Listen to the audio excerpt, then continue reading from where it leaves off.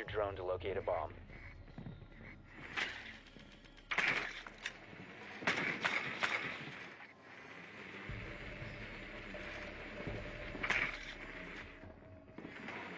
Be advised your drone has located a bomb.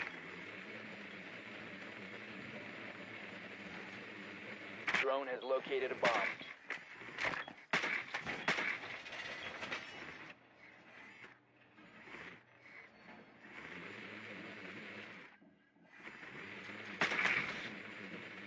Ten seconds. 5 seconds to insertion. Proceed to bomb's location and defuse it.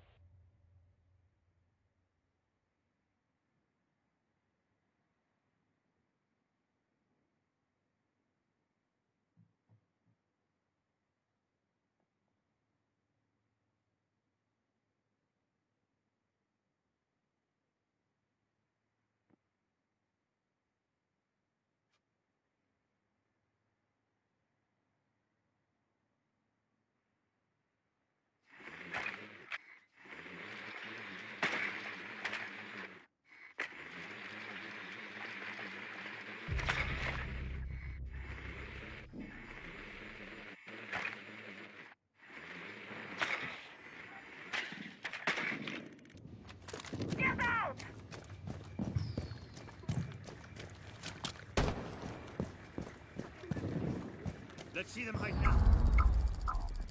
Target sighted.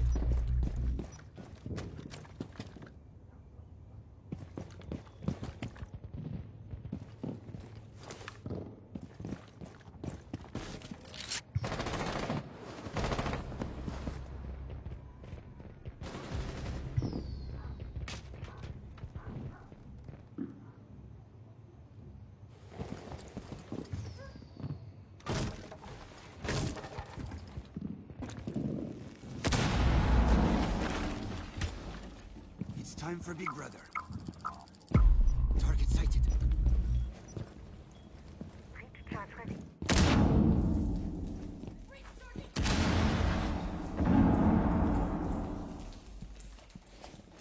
Activating health.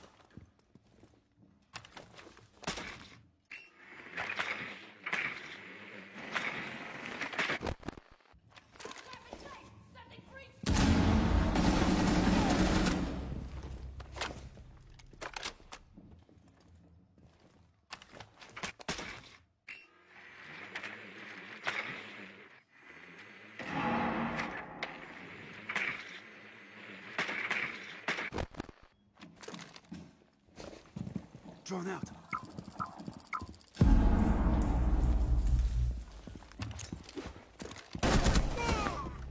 Taking point. No follow. Op 4 last stop standing.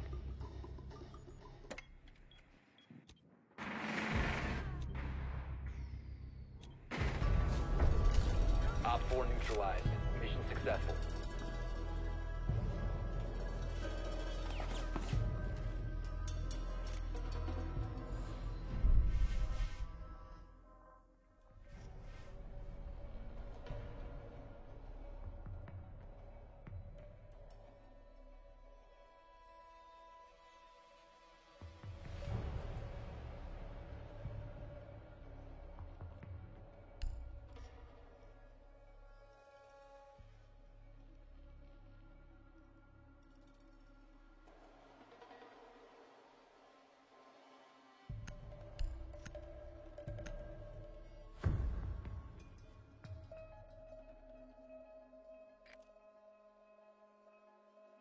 We need to locate a bomb.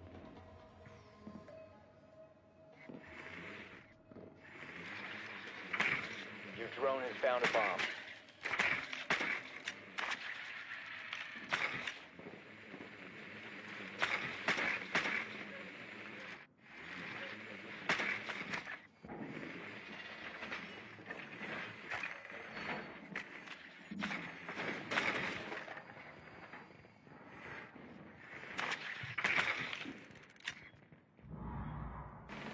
Insertion in 10 seconds. 5 seconds to go. found a bomb. Make your way to its location and defuse it.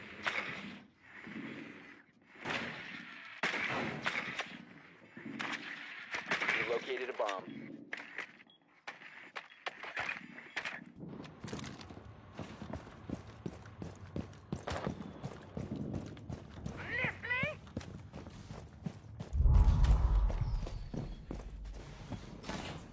First floor.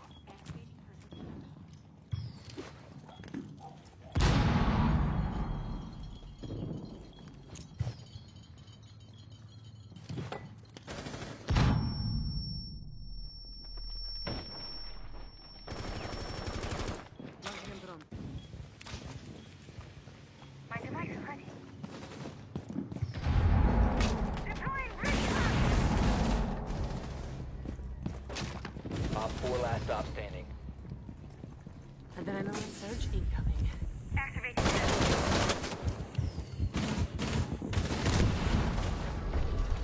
Op 4 neutralized.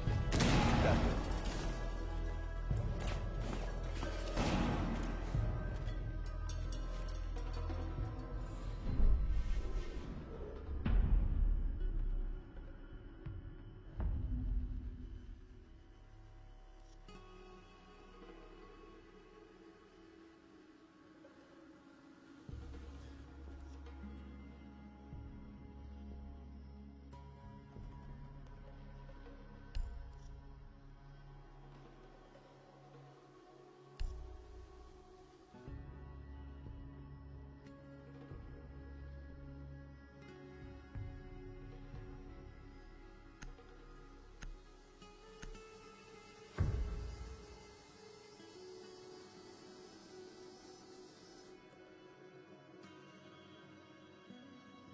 Secure the bombs.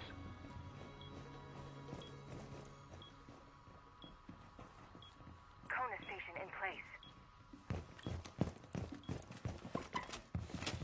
Device pro. Be advised, Op 4 has found a bomb.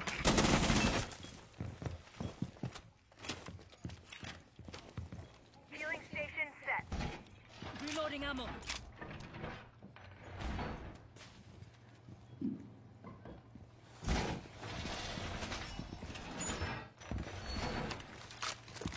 Seconds. Doorway trapped. Stay clear of blast zone. Laser gate is 5 seconds to insertion.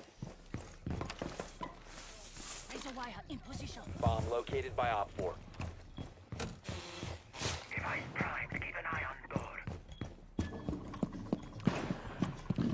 Folks, welcome to Ubisoft News Plays. It's a very special week for Rainbow Six Siege because it's North Star launch week. We are live streaming the game here on the Ubisoft channel and Epic Games on Twitch and Ubisoft on Twitch and Ubisoft. I am your host Chris Waters. I am joined below by your host Yusuf Magid. Hello, What's going on, Chris? I'm a little to the side, but you know, it's all right. To the side, but you know, it's all We're right. gonna get you straightened down. We're gonna get you straighted down. Things squared away. Things squared away. I know you had that protein shake this morning. You should have gone for the V8. But we're gonna get you situated real quick. And of course, in the middle, we've got the man himself, aka Mello, aka Mello, game designer on Rainbow Six Siege. Good morning to you. Mello, good morning to you. Hello. You have been identified. Seems like our audio is double. Okay. Sorry about that, y'all. Okay. Sorry about that, y'all. Don't worry, folks. We're gonna get it situated. In just a second for you. Now, you'll notice that I'm getting hell shot. Listen, audio issues are very distracting to the Siege player. But fortunately, we've got gameplay feeds for you today. We'll be switching between my feed and Mello's feed as we play. We are currently playing a map on a casual match, a discovery playlist, Mello, because Favela, it got a renovation. Oh, is the echo really bad? Okay. Folks, maybe we're just going to like pause on saying a lot of things for a second while we determine the issue. Mission failed. All friendlies have been neutralized.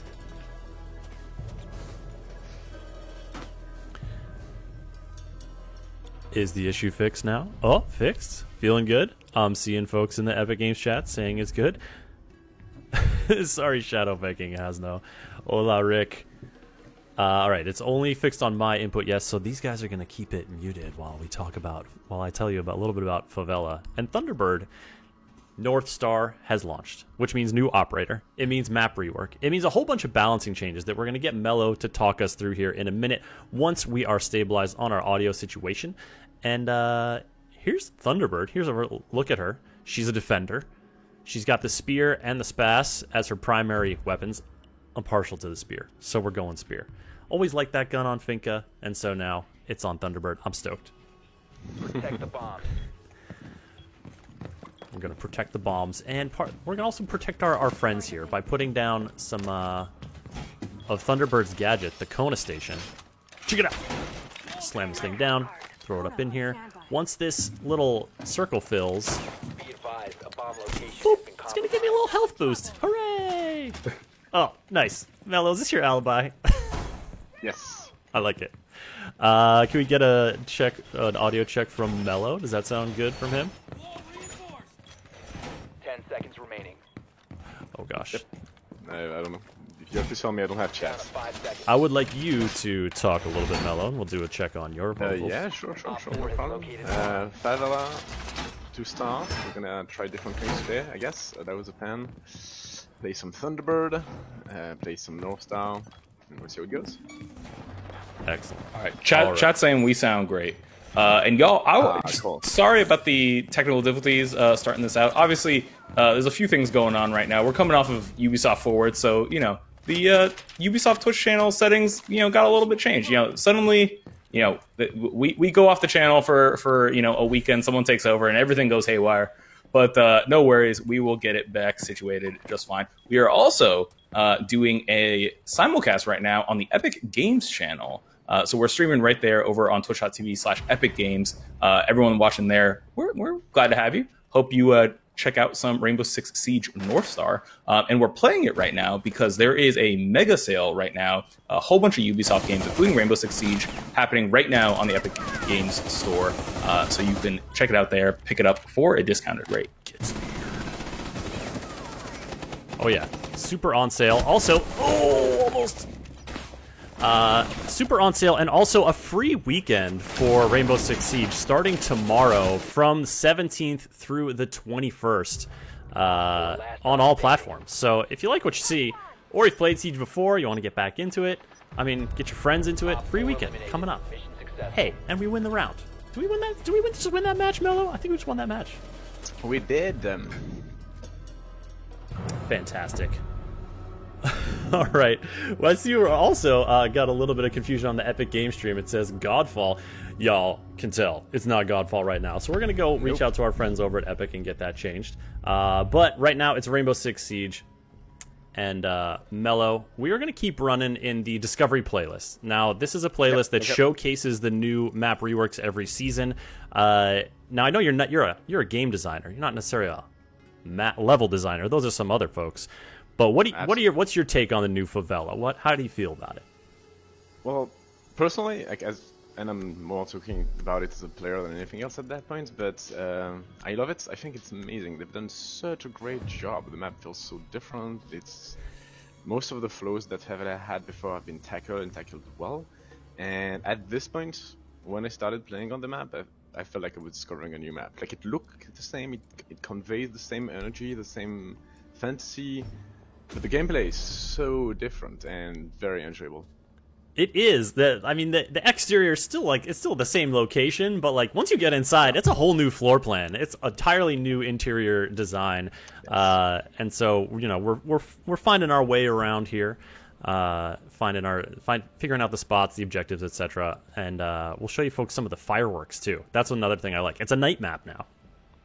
Yes, I'm seeing a couple folks mention too that in the Epic Games chat that they've never played Rainbow Six Siege. Let me tell you, right now it is only $8 on the Epic Games Store. I'm going to go ahead and drop a link in the chat there to let you know. I'll also drop that in the Ubisoft chat because hey, $8. That's a great deal if you haven't played Rainbow Six Siege. It's a super good deal. And also, it's going to be free to play starting tomorrow for the weekend, so it's a great place to check it out. Just a little update on sort of what you're watching here, folks, because I know we're coming off Forward, which is the big showcase of all Ubisoft's latest and greatest stuff. Super great show. Shout out to our boy Yusuf down there for a great job hosting, dude. Nicely done. Hey, thank you. Really good job. You are now on board with Ubisoft News Plays. This is our regular twice a week live stream where Yusuf, Chastity, and I have guests like Mello on to show off Rainbow Six Siege and a ton of other Ubisoft games. We basically do casual Let's Plays of all types of Ubisoft games. We show off new updates that have come to the games. We get back into the Ubisoft Plus catalog and play some classics, and just generally have a good time playing Ubisoft games. Now, if you're watching on the Epic channel, we're streaming there because it's the Epic Summer Sale, and it's a great deal, and we're working with our friends on there to bring you a little bit of Rainbow Six Siege love.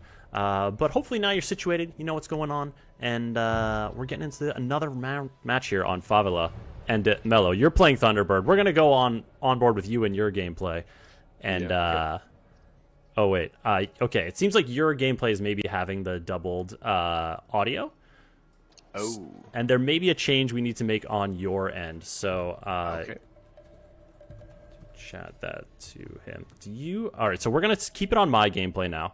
Mello, you're going to get a side chat from our tech experts to let you know what we should go ahead and change. And we'll get you all aligned over Protect here. the bombs. Dun dun. All right, I'm playing a Rooney. You'll notice, check this out on the Roni. I've got the new seasonal skin. I really do like this snake action. Also, I just love the Aruni. The Rooney punch, so good. The Aruni punch is so good. Like I can't not punch things. I know there should be a barricade here. Folks, obviously we're playing Rainbow Six Siege today, but we're also just coming a few days off of Ubisoft Forward, which, if you didn't watch, is live now still on the Ubisoft YouTube channel. You can go to youtube.com/Ubisoft, find it there, catch up on all the exciting news and announcements. But we're talking Siege today, and Siege got some interesting tidbits there. A little bit in the main show, a lot more in the post show too. But one of the things that was detailed was crossplay and cross progression that is coming soon. And so I'm going to drop a link to that article in both chats as well, because this is one of the things I'm most excited about. I got friends on Xbox. I'm typically a PlayStation player. Now, soon, we'll be able to play together. And then what's even better, I'm playing on PC sometimes too. Cross progression is here for all platforms, so you can switch between PlayStation, Xbox, PC, have your same progression, have your same operators, loadouts, everything like that. It's beautiful. And of course, that stuff is not quite live yet, but if you go to the link, you'll be able to see when that's planned for deployment, and when you'll be able to get all that into effect here. I can't resist the punch, Yusuf. I can't resist the punch. I gotta punch things. Do you see that little smiley face I made for them? You see it? I appreciate the smiley face. Appreciate the smiley face. Excellent. Hey, Sefty, we see you chatting in the Ubisoft chat. Please don't spam messages over and over again. We're chatting. We're taking a look. We're gonna relay some questions for you. If you have any questions about the new season, about Thunderbird and the op and her abilities, this Kona station, which I am benefiting from here as a Rooney, we're gonna go ahead and relay those to Mello once he's got his audio situated, and then we'll be good to go. Oh, I see you. Oh wait, it sounded like there was someone else. Yusuf, I feel like there was someone else, maybe. Is there someone else, Chris? I don't know. It sounded like there was. They shut out the camera. I'm just gonna wait here and listen. Oh, we got a question in the chat here that maybe Mello will answer. Maybe Chris, you can answer. How long does it take the Kona stations to recharge? Yeah. Well, you can see. Let's go ahead and get some health. There we go. Now, if you're going to be able to see this, if you're, oh gosh, I'm a little exposed. Okay. If you are the defender, you can see the cooldown sort of progression right here.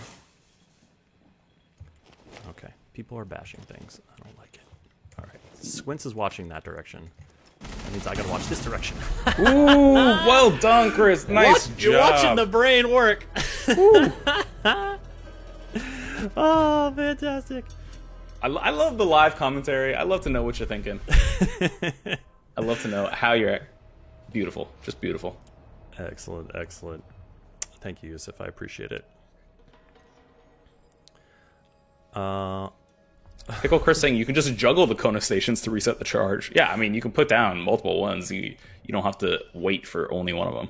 You can, although I do believe, and I think it's a bug that's currently active, that if you put it down, it charges, you get some health, you pick it back up, and then put it down again, I think it resets the cooldown, but I don't think that's intentional, and we're going to get Mello to confirm that. And let's get a little update here in chat. Protect the bomb. From the tech team, we'll see about getting his audio online and not doubled, and then we'll get the scoop.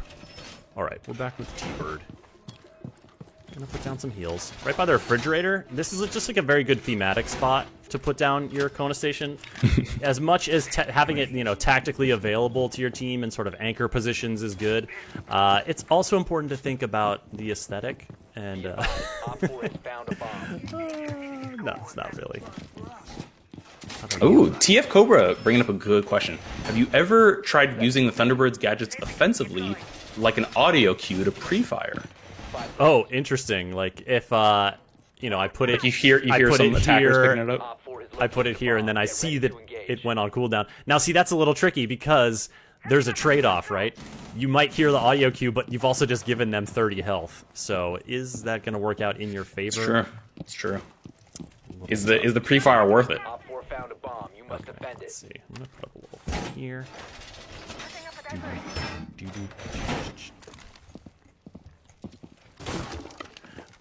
We got a question from It's Jay in the chat about whatever happened to armor and health and moving the camera when you died.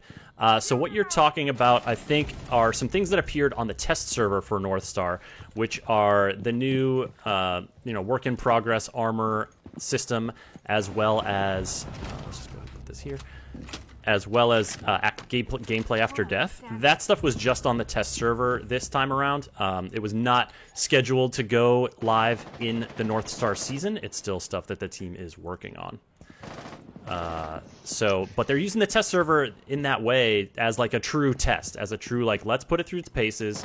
Let's see what the community makes of it. Let's see, what kind of bugs there are, what kind of ways we can optimize and stuff like that. So some stuff you saw on the test server, like Thunderbird and Arcona stations, that launched with North Star, but other stuff is just test and is not scheduled to come till later on.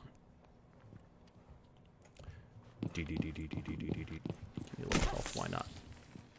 Where are they at? I see Mello's over there, watching. I don't know. Waiting. Do you hear me, Double? Hey, is that Mello? We can hear you. Yeah. Mello, thank you so much for working on the tech biz. Are we good to go with your gameplay audio and whatnot? Let's see. Let's test it out. Let's switch over to Mello. See his feed. See his feed. Wait. I'm not sure it's actually solved. Don't do that. Okay. Okay. All right. So, chat. I do see your questions. There's questions about the armor changes, the changes to how you can control cameras after death and things like that. Those things are still, Chris, you can correct me if I'm wrong, those things are not in the live game yet. They are still being tested on the test server. Is that correct? Yeah, just like, oh, what? Ooh. Almost had armor. Sorry, I distracted you. That's all right. Yeah, like I was saying earlier, that stuff was just for test server this season. It was not ever meant to come to the live game. And a good place to keep up on that stuff is on the Rainbow Six official site and to follow them on social media, because they do clarify sort of test server patch notes and stuff like that that can really give you that kind of contextual information. All right, team. 10 seconds left. Squints. You got it! Way to go, Squints! Mission successful. I think I'm back. Is he back, baby? He's back. Okay, folks, let us know how it's sounding. If you detect any issues, let us know. But otherwise, we're gonna go. If I have echoes or I'm not clear, I can work on it. All right. It seems like we're all good. Mello, thank you. Yes. I see you've chosen one of your favorites, pleasure. Nomad. Tell me about Nomad. Why do you like Nomad so much? I mean, she's pretty versatile. I like that aspect of her. I'm also, I guess it's because habits from where I started Play Siege, and I do love the 2.5x, and she has access to it, so that's nice. And also, specifically when we run around like that on casual without too much organization and structure, having Nomad allow me to benefit from flank watch without having an organized team to do it We for me. need to locate a bomb. See what I mean? Like, you can essentially take the role of a flank watch when I don't necessarily, when I'm running around casual without a stack. Without somebody necessarily watching your flank. Exactly. Excellent. I like it. Which is our own flank. That's kind of convenient. And also, the other aspect is with new Favela, one of the things I like the most is we have verticality, a lot more verticality. And she's not the only one, obviously, but she also has access to recharge, which gives us this versatility. Like, I can open the phone, look below, get some kill, get some intel, and at the same time cover my own flank with my Nomads. 5 seconds before insertion. The casual games like that, really like Nomad. Excellent. Well, we are playing casual now because we are on the new Favela rework. I'm going to follow Mello and very stylish pants up here, by the way. I like the outfit. The Fnatic skin. Representing that esports swag. Is that Fnatic's an APAC team? Is that right? Yeah. All right, here we go. We're moving it. Dun dun. Uh-oh. No longer in I your think there's possession. someone in there. No! There's someone over there too. I almost killed my friend. I didn't mean a friend. Let's see. Are they gonna be going to the window back, maybe? Eh? I know you're in there. Device in position. Eh? I know you're in The there. diffuser I has guess been we recovered. maybe got him? Yeah. Looks like there's 3 Yeah. dead, and they're moving moving with impunity through here, so I think we've got them.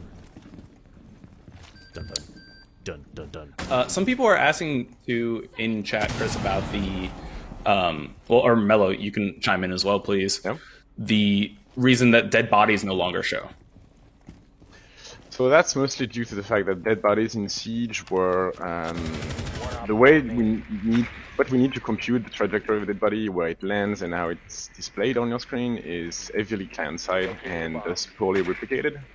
And that's a big problem for competitive integrity because you can hide in one and it's not the same body that the opponent sees. So for competitive integrity, removing dead bodies while still retaining the information, like on my screen we have the icon like that, doesn't really remove from the tactical aspect of, okay, I know where the gunfight happened, while at the same time it's really fixing this annoying experience of a poorly replicated dead body. And I know that some might want to have just been properly replicated, but it's a lot more complex than that. Like everything you put on the server, it becomes an additional weight and complexity that will detract from other aspects of the game, and this one is specifically complex. This solution is efficient and pretty elegant at the end of the day. We still retain the same amount of information. Excellent. And then there's no, tricky bodies appearing in slightly different positions. If you folks watch Pro League or watch the Six Invitational, you occasionally see that, but no more. So now you get the information of what operators downed, where they were downed. But neat little solution. Yeah, the whole idea is, obviously to make the game more competitive, more fair for everyone. Yeah, no, absolutely. It's definitely, this choice is definitely designed for competitiveness. Excellent. Fairness, competitiveness. Yeah, that's the word. Excellent. Now, in between matchmaking, of course, we got to take a look at some of the new Battle Pass gear here. Of course, there's a new season. There's a new North Star Battle Pass. There's a free track and a premium track. Gets level 6 on the free track. You get these Valkyrie ocular scales. I just feel like, I feel like they'd be very warm for your face. Do you think of good ventilation there? I'm just worried about your periphery vision. That's true. That's true. All right, what else we got? We got Maestro's reticulated squamate. Oh my goodness, it's so green. I like the hex pattern though. Actor Michael Merchant asking in the Ubisoft chat, are there any plans for a streamer mode to hide player names? So streamer mode is definitely something that is extremely important for the game. We've made a communication recently about the difficulty we're facing to actually make it.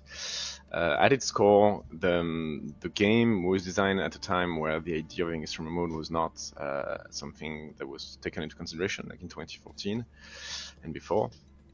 And as a result, there is a lot of elements if you want to reach anonymity in a decent level of if you really want to anonymize player properly, there's so many things inside the game that needs to be changed, and it's a big task. And we're currently trying to figure out what's the most efficient path to get there. But yeah, it will happen. We just don't have a specific timeline just yet.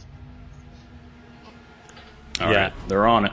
And folks, if you want to read a little bit more about that breakdown, there's a tweet that the team shared. I'm going to throw it into both chats. Yes. Again, following the Rainbow Six game on Twitter, or even just checking in on them occasionally if you're not an active Twitter user, can be a great way to sort of get up on these issues as they're communicating about them. All right, favela time. There was another question up here. What did I see?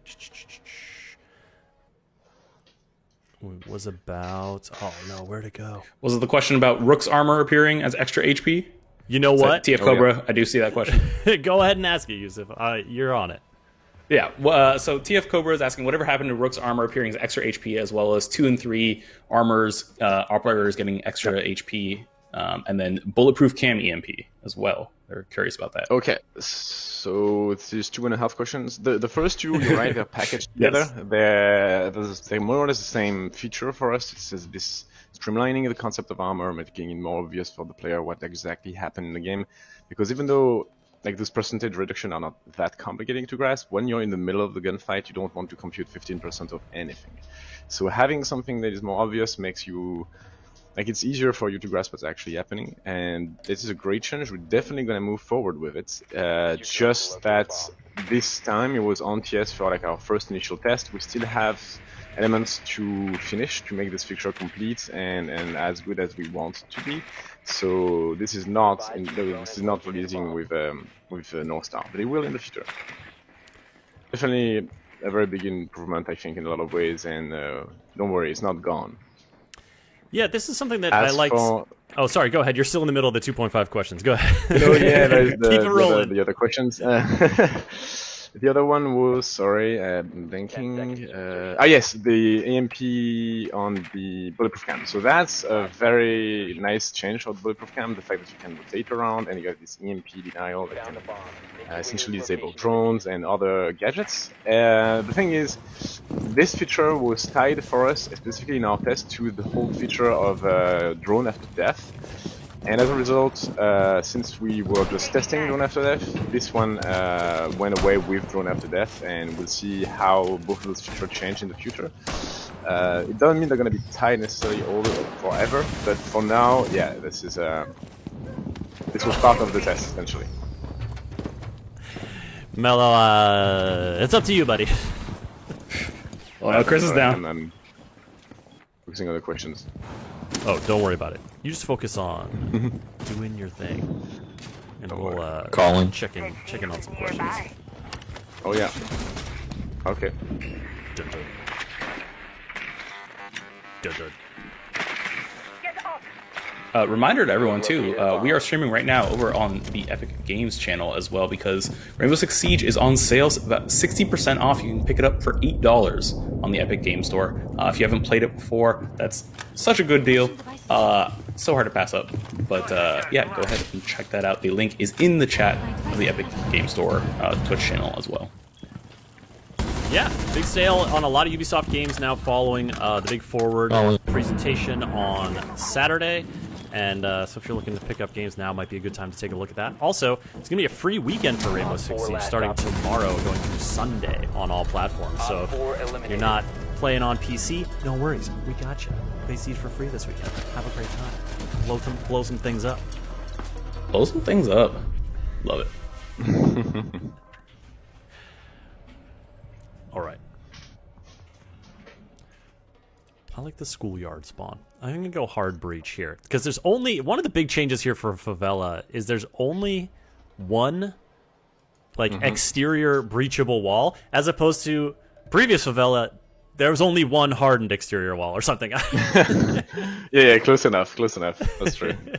There was so many, like, so much damage, so many sightlines as you could open up with the previous favela. So now it's kind of a little more locked up. But there is one spot, and we're going to go in through that spot. Need to use your drone to locate a bomb. It's right over here. Oh, no. Folks were pointing out that there was a 404 on the old article link to crossplay and cross progression. I just dropped a new one in chat that should work for you. Excellent. Thanks, Okay. Yusuf. You down ground floor? Okay, it looks like there might be like a run-out possibility because they've opened the one soft wall over here, and we'll see. Oh nope, they're battening up the hatches. 10 seconds to Be no problem for Ace. This guy. 5 seconds. I love Ace. Tchubi, you don't understand favela anymore. You're gonna have to learn. Locate and defuse a bomb. Oh yeah, it's a vastly different map now.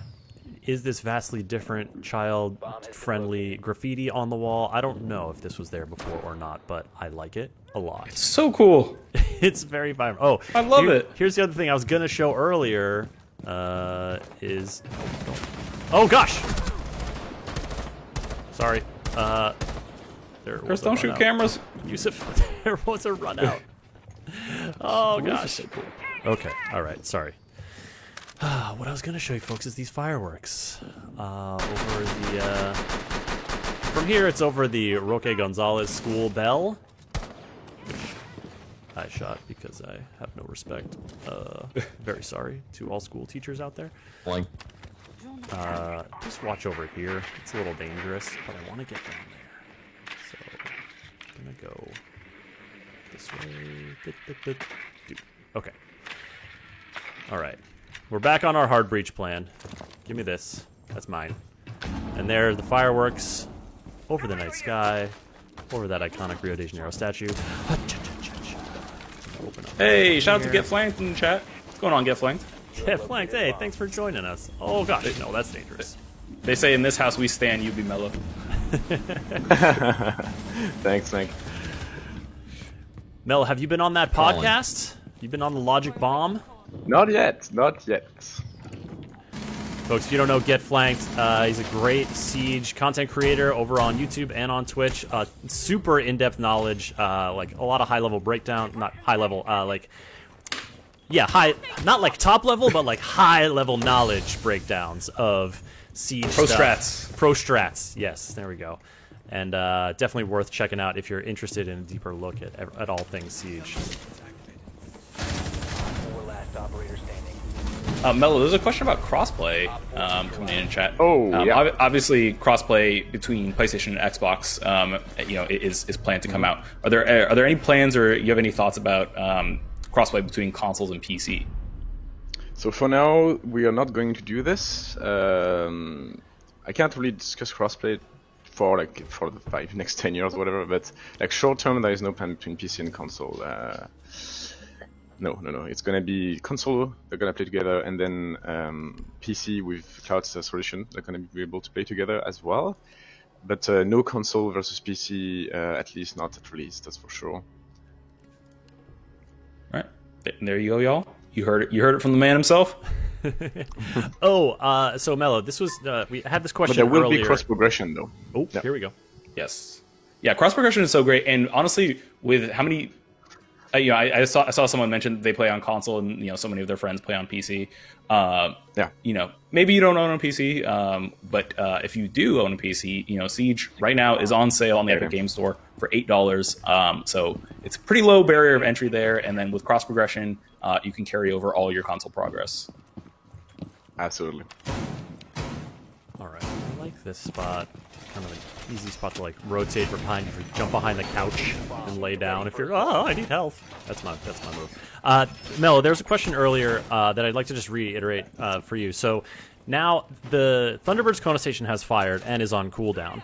But if I pick this up and then deploy it again, does the cooldown like is that currently working as intended? Does the cooldown reset? So Like, what's the- yes, it's a bit complex, but essentially we don't really have the ability to keep in memory when where was the cooldown. So when we realized that, the solution we introduced was to add a timer, like it's 5 seconds timer, and that way, if you want to do this, you have to go through the animation of picking it up, go through the animation of deploying it, and wait 5 more seconds to get your heal. So you can technically get more heal that way, but it's gonna lock you in place for a very long time, and being locked in place doing nothing in Siege is rarely a good strategy. So the idea is to have that to combat this to not have the incentive of doing it too often. Also, only Thunderbird can do that, no one else. And from there, we are also very, like, this is something we're going to keep an eye on, right? We're going to check how often people pick up the station. Is this becoming an actual strategy that is widespread? And if that's the case, we have this timer of activation that we have placed specifically there to be able to tune that and lower the incentive of, deploying the station that way. Well, thank you for the update, man. It's always really interesting to get kind of the perspective here, because there's so much thought that goes into... Oh my gosh, prone right on this ping. That's who I was trying to kill, but then Ash got me from above. Oh well. No. We got some more chat love coming in from Mello, from Macy J. What's going on, Macy? Oh, No Macy. way. Thank you. Macy J, folks, if you don't know, one of the premier Siege streamers out there, you want to see the plays that make this game go. Macy J, it's the place to go. Oh yeah, great Twitter follow too. I love seeing the Siege highlights come out. Also, some pretty good kick flips and Rubik's Cube solving. Ah, them. Yes, Macy, we watch your streams.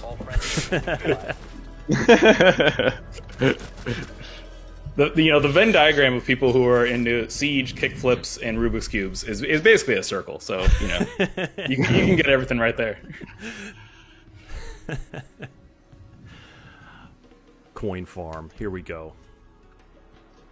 All right, you want to take the Thunderbird, Mello? Yeah, let's do this. Let's see it. Let's see some Thunderbird Let's action. bring Thunderbird.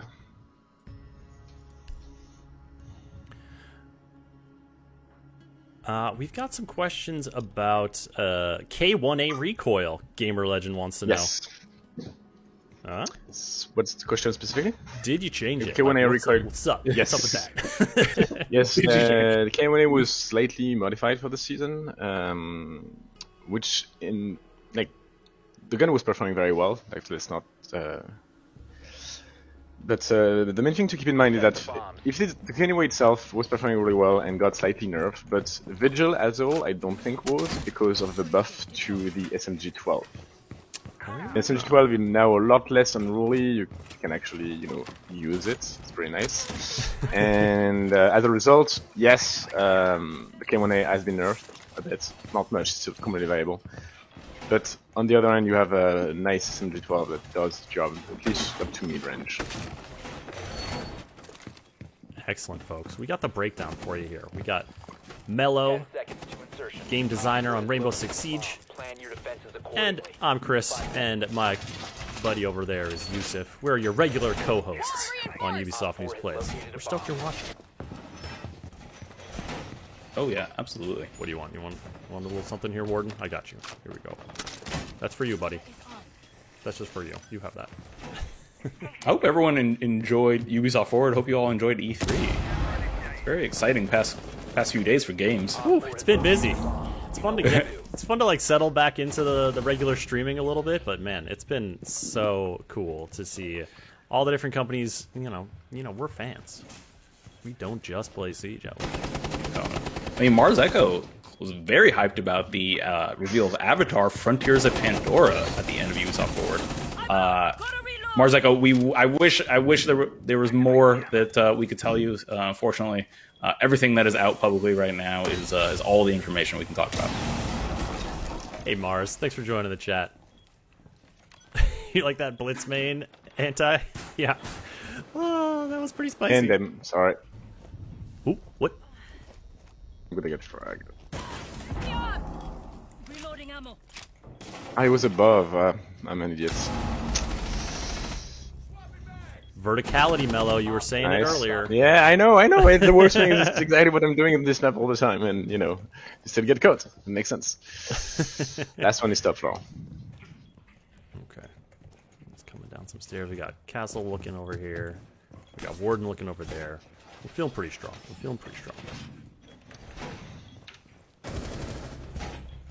Top floor is on my ping 1. Moving, fragging.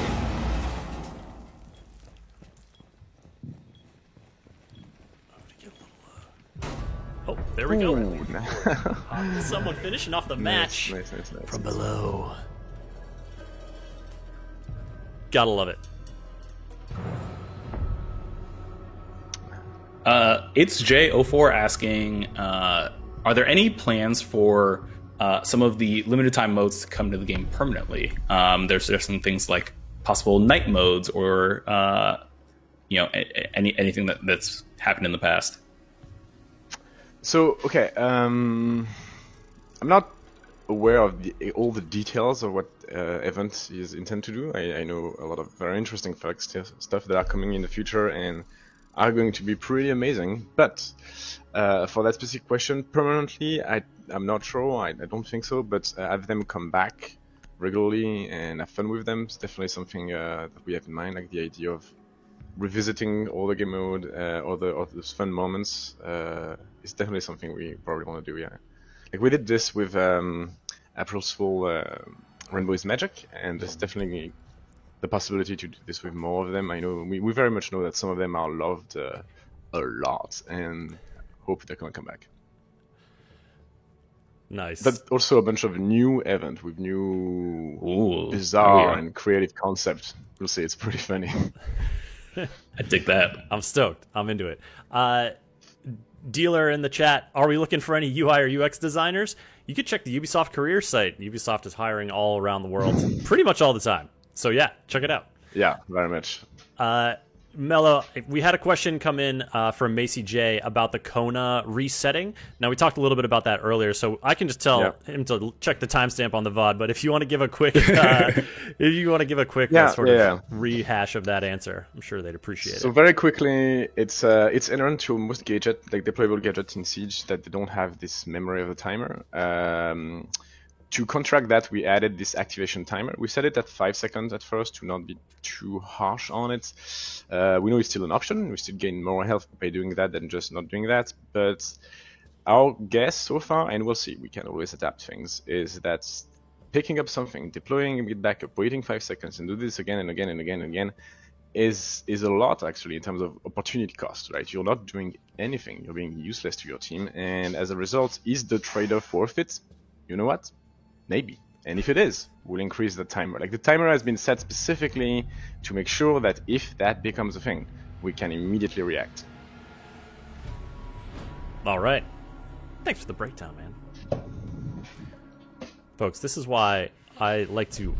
One of the great joys of our job, Yusuf and I, is we get to interview developers here at Ubisoft, and we've done a lot with Siege over the years, and so getting to have their perspectives and sort of see into how the design minds work, what kind of stuff y'all are working on, it's always fun. I like it a lot. All right, I'm playing Gridlock. I like Gridlock a lot. All right, let's get into it. Macy's saying it's crazy how many little things need to be accounted for. That's the struggle about designing a game like this, right? and keep in mind that most of them player will never see. Like, there's so much stuff in the background that you have to take into account. Like, the process of making a Predator is really long. Like, it's 9 months, and in those 9 months there's so much stuff that you discover along the way and have to react to and constantly adapt. It's super satisfying. Like, it's being a game designer essentially is problem solving. Like, you want to like puzzles and you want to be able to tackle them and enjoy doing that for non-stop, right? You always have problems to solve and you always need to be very creative on how to achieve that. And the thing is, even when we discuss that kind of subject, like we add this timer of 5 seconds, whatever, I'm not claiming like that's perfect, it's going to be great, nothing is going to change. No, I'm claiming like we did this to be ready if this become an actual thing. And the other thing to keep in mind is she's been designed as a roamer, as a very aggressive operator. You look at the loadout, she's 3 speed, etc. And if you really want to put this strategy in place, well, you have to anchor down. So you lose a lot on your roaming potential by doing that. And maybe that's going to be the prevalent strategy. I don't know. And if that's the case, we adjust. Insertion in 10 seconds. And I like, yeah, because you got to build in the levers, right, so that you can adapt it. And Yes, that's something that's that the I most think. important thing. I think that's something that we've seen evolve over the years of Siege, is sort of like the level to which you're building in those levers to the frequency of balancing, the test server, just kind of all working towards this very adaptable game in a lot of ways. But also, because, as you mentioned before, this game came out in 2015, so in some ways you have the challenges of age to deal with as well. All right. Sir Pepper's in chat asking, could y'all make these streams bi-weekly or weekly, monthly, once a season at least? Sir Pepper's, that's a great question. So this is Ubisoft News Plays. We do stream bi-weekly. We stream every Wednesdays and Fridays at 10 a.m. Pacific. I'm guessing you meant, though, can we make Siege stream specifically with Mello? In which case, you just heard, how tough Mello's job is right now. We're lucky to have him when we can, but. Tough and awesome job. Yeah. It's definitely something, we stream Siege at least once a season, oftentimes, 3, 4, 5 times a season. And yeah, because Northstar did just come out, go live on Monday, we're streaming it here live with Mello. And that's something, we want to definitely try to do more of, especially right when new seasons go live, is have developers on, have experts like Mello on as well to give you all a bit of the rundown, answer some questions for you. So yeah, I think we can, it's safe to say that about once a season, we'll at least have a developer on. Mm. Plus, I think it's interesting to have different developers, because I have a certain area of expertise where I'm going to be very comfortable answering questions and debating what we do and how we do it. But there is a bunch of other things where I'm like, I know that's how we do it, that's why we do it, but the deep understanding of how it actually works, on the motivation behind all of this, I'm going to have a harder time explaining those, because if you want to talk about Favela right now, I'm going to give you my opinion as a player, not as a developer. Mm-hmm. That's to give you an example. But yeah, we've done some video features and stuff with level designers before, talking about the different breakdowns in the way they design the spaces. And yeah, I think that someone was saying, nice to see, Sir Pepper is saying, yeah, nice to see a diversity of devs on the stream. So yeah, folks, if you were watching, give the channel a follow, and you'll be able to tune in and get notified when we do go live. And if you're over on Epic Games, we're streaming. The channel that we stream on is just /Ubisoft, so you can't miss it. Get scanned. I'm out of here. Oh wait, there's a secret one out of here. Yeah, in this one, yes. Oh yeah, we stream pretty regularly, y'all. Obviously, we're playing Siege today with the new season. And odds are, if there's a new season dropping of something, odds are we're going to be playing it sooner rather than later. And of course, next week, we got a very special Brawlhalla stream planned, because of course the Teenage Mutant Ninja Turtles are coming to Brawlhalla. Very excited about that. Yes. Yusuf, I got dibs on Donatello. Sorry, buddy. That's okay. You know what? That's fine. I'm more of a Raph man myself anyway. Okay. That's fair. Mello, we don't have you lined up for the stream, but if you were, who's your Ninja Turtle of choice? Ooh, it's a good question. Raphael, I guess, yeah. Raphael? I don't know. I think... Bottom of your stairs now? Yeah, clever. Mello, I got a better question for you. Who is your favorite Renaissance artist that inspired the name of Teenage Mutant Ninja Turtle? There we go. Yes, that's why I say Raphael, actually, more than the actual... I think I'm with you. Michelangelo obviously is a master. Yeah, obviously, they're all awesome. I think Raphael is the one I would choose. One of my favorite... One of my favorite paintings of all time is the School of Athens that Raphael did in one of the Vatican apartments. Definitely a good choice. Still back to that one a big time. Ooh, Macy's saying Leonardo easy. Now, Macy, is that Renaissance artist or is that Ninja Turtles? Activating hell. It's the important differentiation. Okay, I would say Leonardo if the question goes beyond the paintings. Oh, okay. The man, Good, good. and as an engineer, right? I would choose Leonardo because I'm an engineer myself, and definitely pretty amazing, right? If it's just the painting, I would go Raphael. Okay, there you go. Good to know. Good to know. Yeah, I mean, obviously, Leonardo da Vinci, a man of many talents. You know, the inspiration for the term Renaissance man. Oh, really? Oh yeah, I do love that term. It's actually funny, you know, as a painter, he was not very oh gosh, I'm spacing on my words. It's been a long week. Prolific? Prolific, thank you. That's the exact word I was looking for. Yeah, you know, very few paintings overall in comparison, but you know, so many sketches, so many inventions, so many Mellow behind me. so much research. Friendly operator remaining.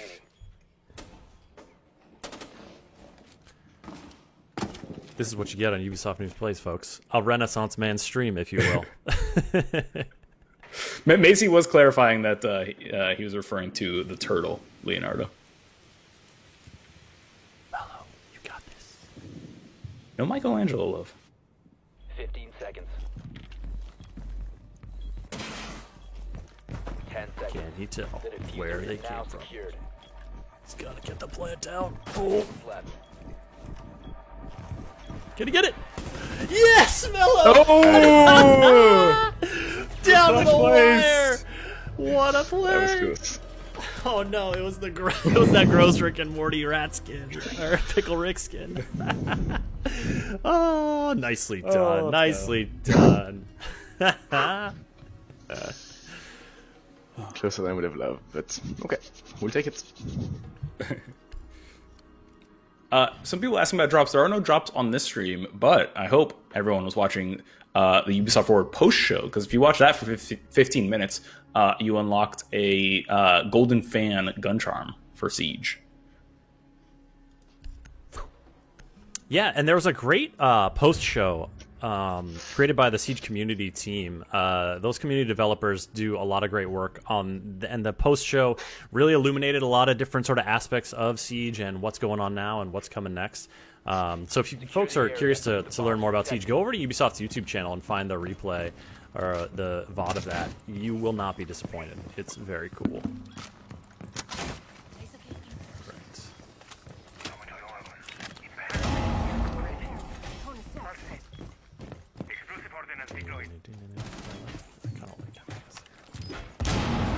Spot to zip on through. Zippity zip. Let's get a little fortified wall here. Next elite skin. Goat Billy would love to tell you. I don't know, but we can't be. We're not like we're not on our streams. We don't really, you know, reveal things that have not been announced yet. Yeah. It's more like, hey, we're showing off this thing that's here, or talking about this thing that was announced. So, but hey, who do you want? Who do you want for your next elite skin? We're taking suggestions, and by we I mean I just want to hear what you want. Suggestions will not be relayed to the team. All right, I gotta get some Coronas down for my people. Ooh, Boris Skyman asking, Mello, what are some of your favorite maps? Oh. The problem with that is that it evolved over time, right? Like that's a map that I used to love so much and thought was the best of the best, and the more I played, the more the meta changed, the more like new operator or just my own playstyle, it's changed. It changed a lot. So honestly, question. Come back to you with a better answer Okay, than that. we'll come back to that. We'll come back to that. Chris, I don't know if you saw, you probably didn't because you're focused on playing it. Chat, I hope you noticed this. I appreciate so much that Mello is such a seasoned, practiced, experienced Siege player that when I asked him a question, he felt fully comfortable to take his hands off the mouse and keyboard, put them behind his head, and ponder for a bit. Well, I would have deserved to be shot at that point, but no. Out here pondering. Oh man. It's a tough job to play Siege and, you know, be smart in answering your questions. I'm trying my best. Tough job. 4 located a bomb. Protect it. You're doing a great job of it, though. Oh, what? Ooh. I have been defeated by bullets. Okay. Oh god. Last operator Yep. standing. I was bound to end badly. All friendlies were eliminated. Okay, so to go back to my favorite map, the one that I'm the most excited about when I play. I think there's also a lot of differences. If I'm playing with a 5-stack, then I'm not gonna enjoy the same map as if I'm playing solo queue. That's for sure. Oh, Right. For example, I don't mind playing Consulate in solo queue, but I find it limiting when I'm playing as a 5-stack. Whereas on the other end, I would enjoy, for example, something like Villa a lot more if I'm in a 5-stack. See what I mean? So getting like an objective answer, definitive one, is difficult. But based on circumstances, the people I'm playing with, I'm gonna enjoy one map or the other. There's no such thing as objective answers when it comes to Siege. I mean, unless it's about numbers and whatnot. Speaking of, you could maybe give an objective answer to this one. How does Thunderbird prioritize if both attackers and defenders are in the area of effect of the Kona station and both have? Yeah, like what's the order of priority for Kona station deployment? Okay, so the other priority, if 2 people are within the radius when the station goes off cooldown, at that point it's gonna follow a certain list of rules. The first one is if there is a defender and the rest are attackers, station always choose defenders, always.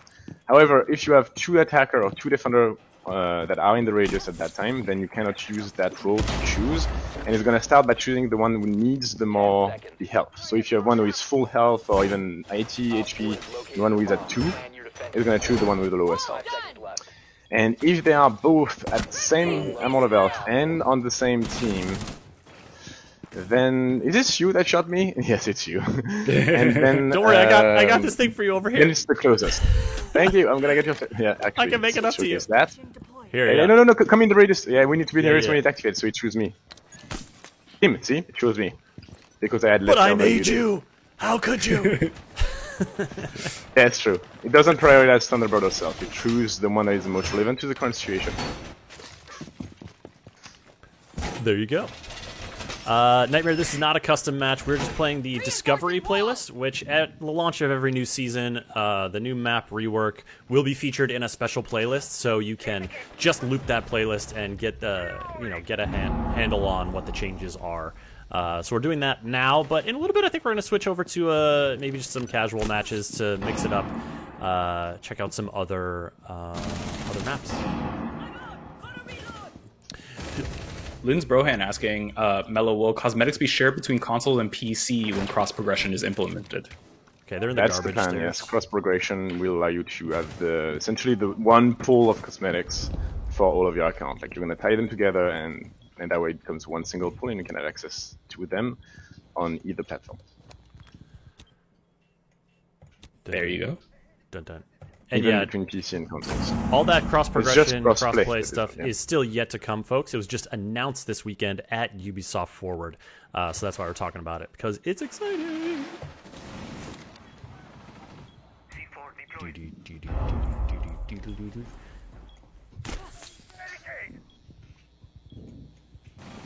Oh, where are the bad guys? Uh-oh.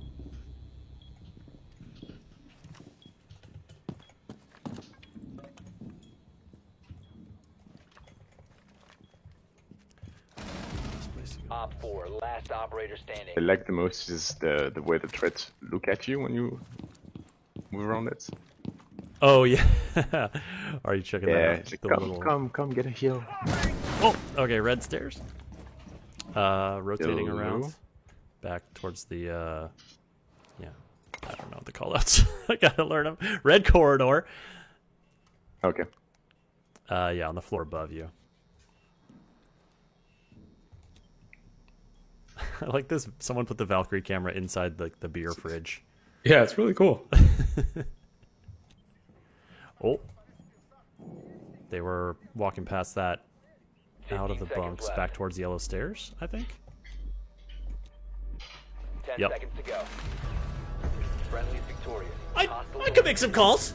I can make some calls. Of course, Mello owes all his success to me in that round. You know, you're welcome, everybody.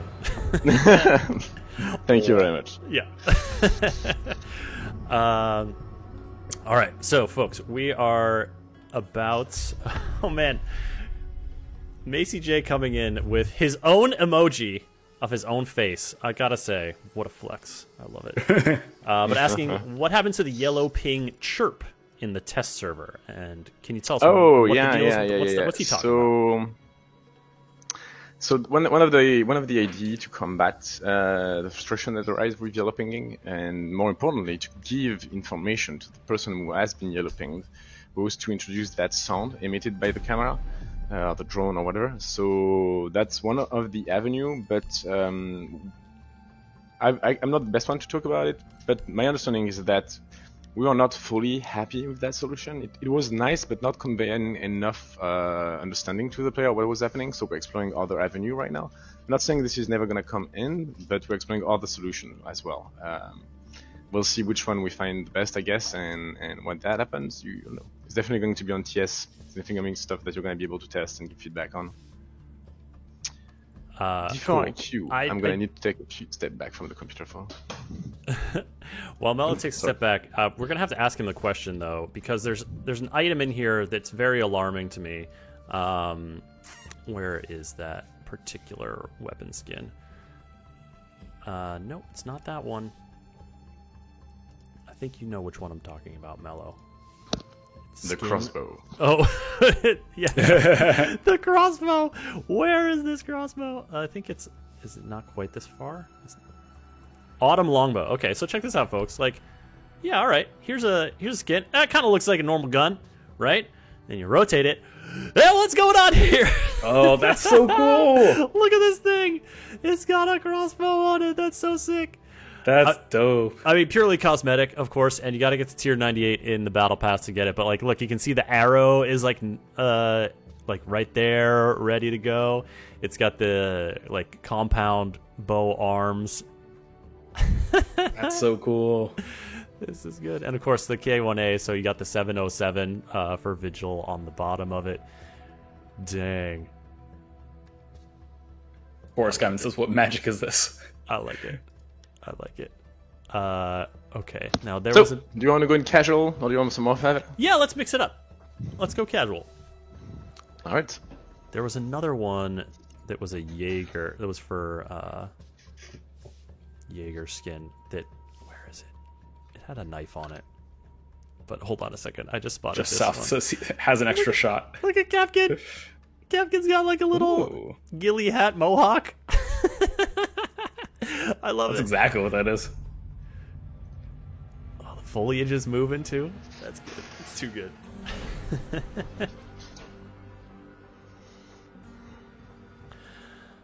Oh, Capkin looking like a chicken. Eagle Bear, what? You're not down with the plumage?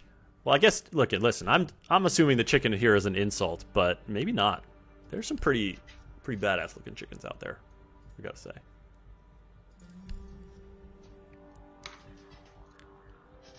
I mean, speaking of badass chickens, Chris, there is one of the Far Cry 6 Amigos that got revealed at Ubisoft Forward was, you know, a rooster with a you know, pretty intimidating looking choker collar.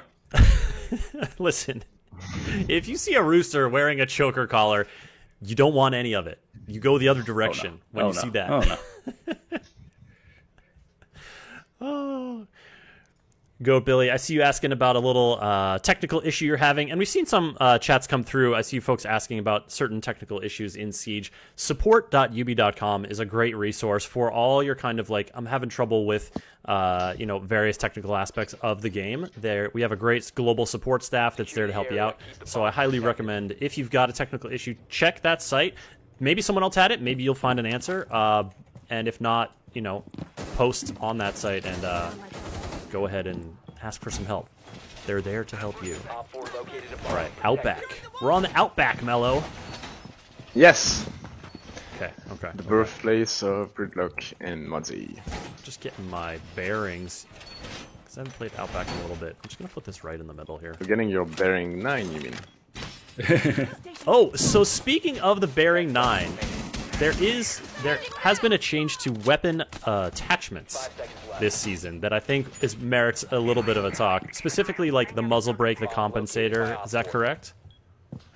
Yes. Yeah. There's two changes. Okay. There's two changes. Are pretty important. Definitely impacting a lot of weapons. So that's when you touch attachment like that. The main idea is to make what they do a lot more relevant and at least meaningful and understandable.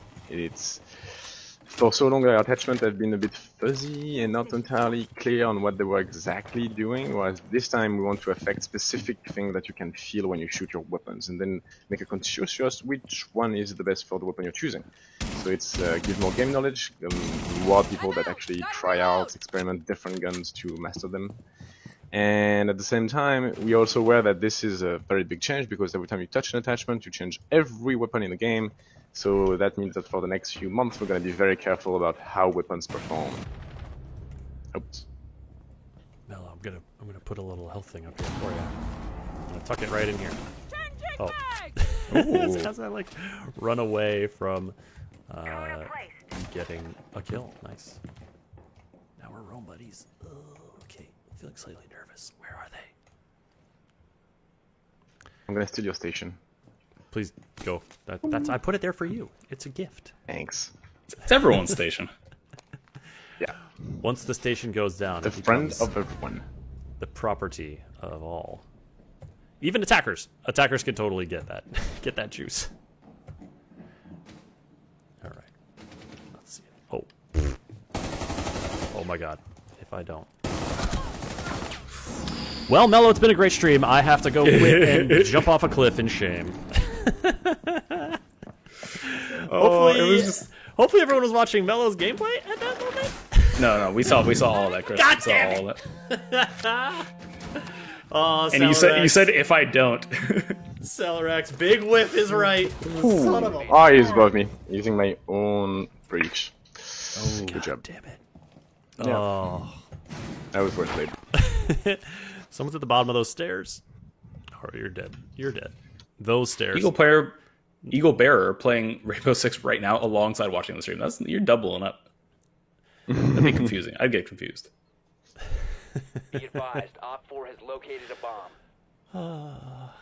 I mean, dual tasking when playing Siege, I find it very difficult. Like, I have a lot of respect for our streamers that have to both play the game and interact with the chat. Like, listen, it's so difficult. Like, when I'm focused on Siege, it's hard for me to get out of it. And case in point, I have to catch up on all the questions. But yeah, I'm always impressed by the ability of streamers to both be entertaining, good.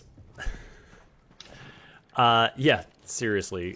Siege is one of those games that like can take all your brain power, so you can like get very immersed in it, and then when you stop playing a session, it always takes me a little bit to like get out of like Siege energy level. You know what I'm saying? Like, I'm keyed up, God, yes. or like I'm very focused, and like super stressed. you like change my shirt because I'm literally sweating, in addition to figuratively sweating. Nice. But also like, you know, if someone asks me like a totally innocuous question or something, you know, something that's very easy to answer about, like, oh, what are we having for dinner tonight or something, my brain is just like, I'm sorry, what? I don't have that preset loaded right now. I need to shift over. Hyrule saying I always need background noise when I play a game, otherwise I can't concentrate. Interesting. They depend on the background noise. Like, if I need to give it my attention, I can't. Like, if I need to actually think about it and like chatting, discussing, answering questions, that makes it an interesting exercise. But I mean, it's also probably just me, right?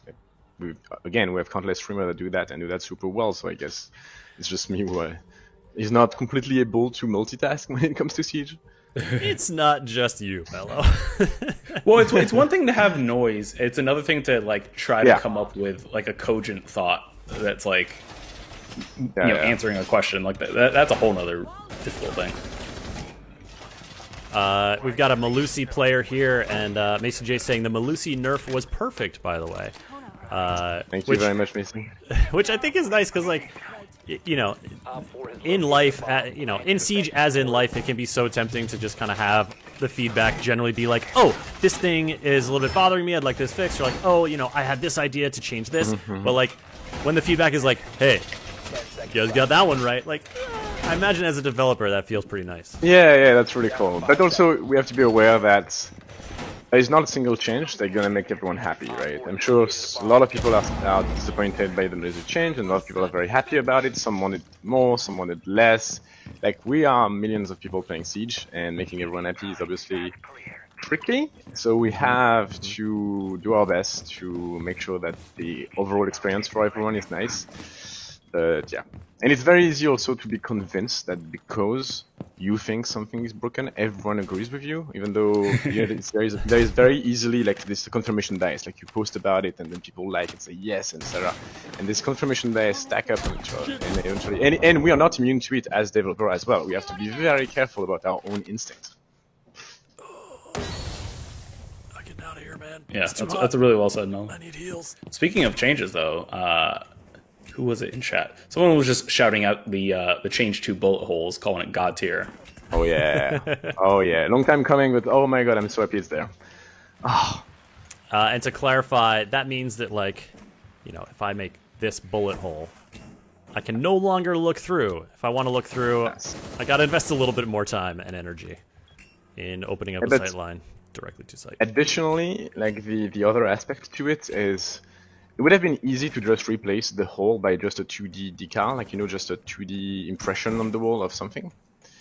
But we quickly realized we can't do that, because otherwise it's too painful to figure out which wall is a hard wall and which was a soft wall. You can't really make the difference anymore. And if you're on a map that you've played thousands of hours in, fine. But if you're on your new map or your new player, that's not great. So that way you can still shoot between a hard wall and I don't know if you see my screen, right, but like a 2D decal versus an actual hole that is blocked in the middle. Like that is it's in 3D, right? It's not two-dimensional. Oh my god. And the difference is oftentimes obvious enough. But it does that achieve was a really good the explanation. purpose. That being said, where are they? They're all like right over Alright. here. Chain games.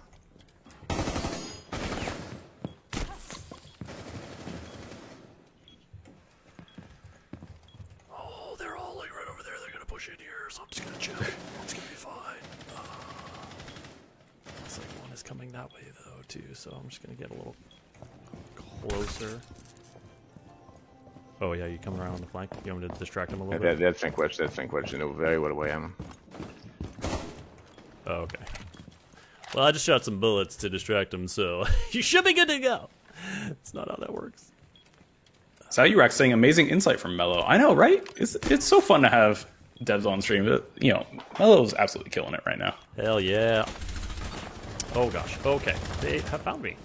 Where's my health bits? 2 versus 4. Not sorry. Crap.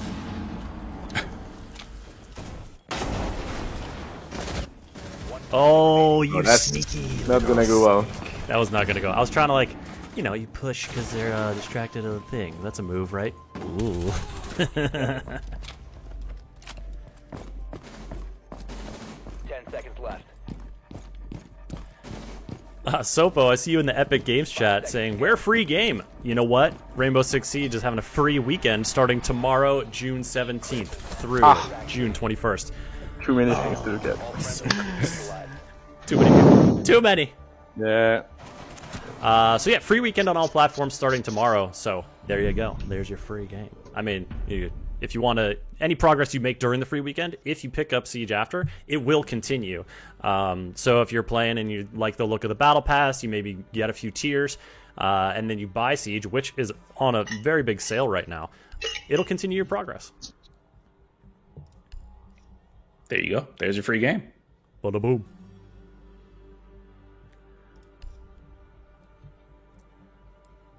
Switch saying, yay, free weekend. I'm going to invite my friends. You know the deal.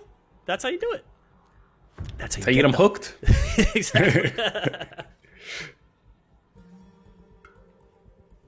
That's how you get them in there. Hey, Panzer in the Epic chat. Good to see you. We are the Ubisoft news team. We're live streaming Rainbow Six Siege because the new season, North Star, has launched this week. Got a new operator, new map rework, ton of balancing changes and updates. And we've got a special guest, Mello, a game designer on Rainbow Six Siege, joining us, answering so many questions, sharing his insight into Siege development, and just having a grand old time here. Looking at an angry bull. Okay, slightly off topic now, but have you ever ridden on a mechanical bull? Yusuf. Me. You know what, Chris? I haven't. I really want to. I think I'd be really good at it, honestly. I do remember at GDC. Oh gosh, what year was it? Maybe 2018. There was Fortnite had a mechanical llama that like you could ride. That was essentially the same thing. Nice. And I was a little bit too busy with this whole work thing to give it a try. But work. I think I'd be pretty good at it. I got good balance. What about you? I believe I have. Like, I don't know. Do you ever have memories that might be a little fuzzy, just for reasons? In any case, I have, and I think my takeaway was, you think you're going to be good, you watch people do it, and then it really comes down to how much does the bull operator want you off the bull. Because you see, like, they'll kind of pace it, like, sometimes they'll, like, kind of take it a little easy depending on who it is and let it go. But if they see someone get up there who's, like, feeling real tough, or they think that, like, they just want to mix it up, a few flicks of that joystick or whatever they're working with, and you're on your ass. Yeah, they'll humble you real quick. Yeah. Mellow, mechanical bull. Once. Oh, okay. Once, yeah. How did it go? I was fully prepared for this to just be an American thing, and Mello would be like, I have no idea what you're talking absolutely about. is. I did it in Canada. Like, it's probably in North America. I don't think that's common in Europe. Like, it probably exists, right? But never really had the opportunity in Europe. Whereas ever since I've been in North America, I've discovered a lot of new things, including mechanical bull. I'm sorry, I cut you off. How did it go? Oh, he went okay. Like, I managed to stick to his back for quite some time. Then eventually, I think it's very close to what you said, Chris. Eventually, it was like, okay, you were there too long. Let's go nuts. Boom. And then, I mean, someone else's turn eventually. Balance, I guess. Yeah.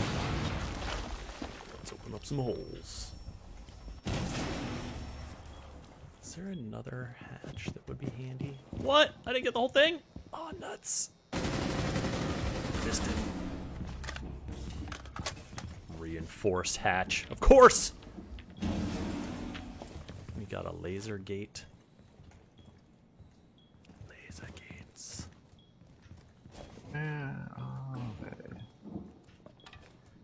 Yeah, for those asking in chat, there are no drops on the stream. There just were drops, though, on the Ubisoft Forward post-show for a Golden Fan weapon charm. Dude.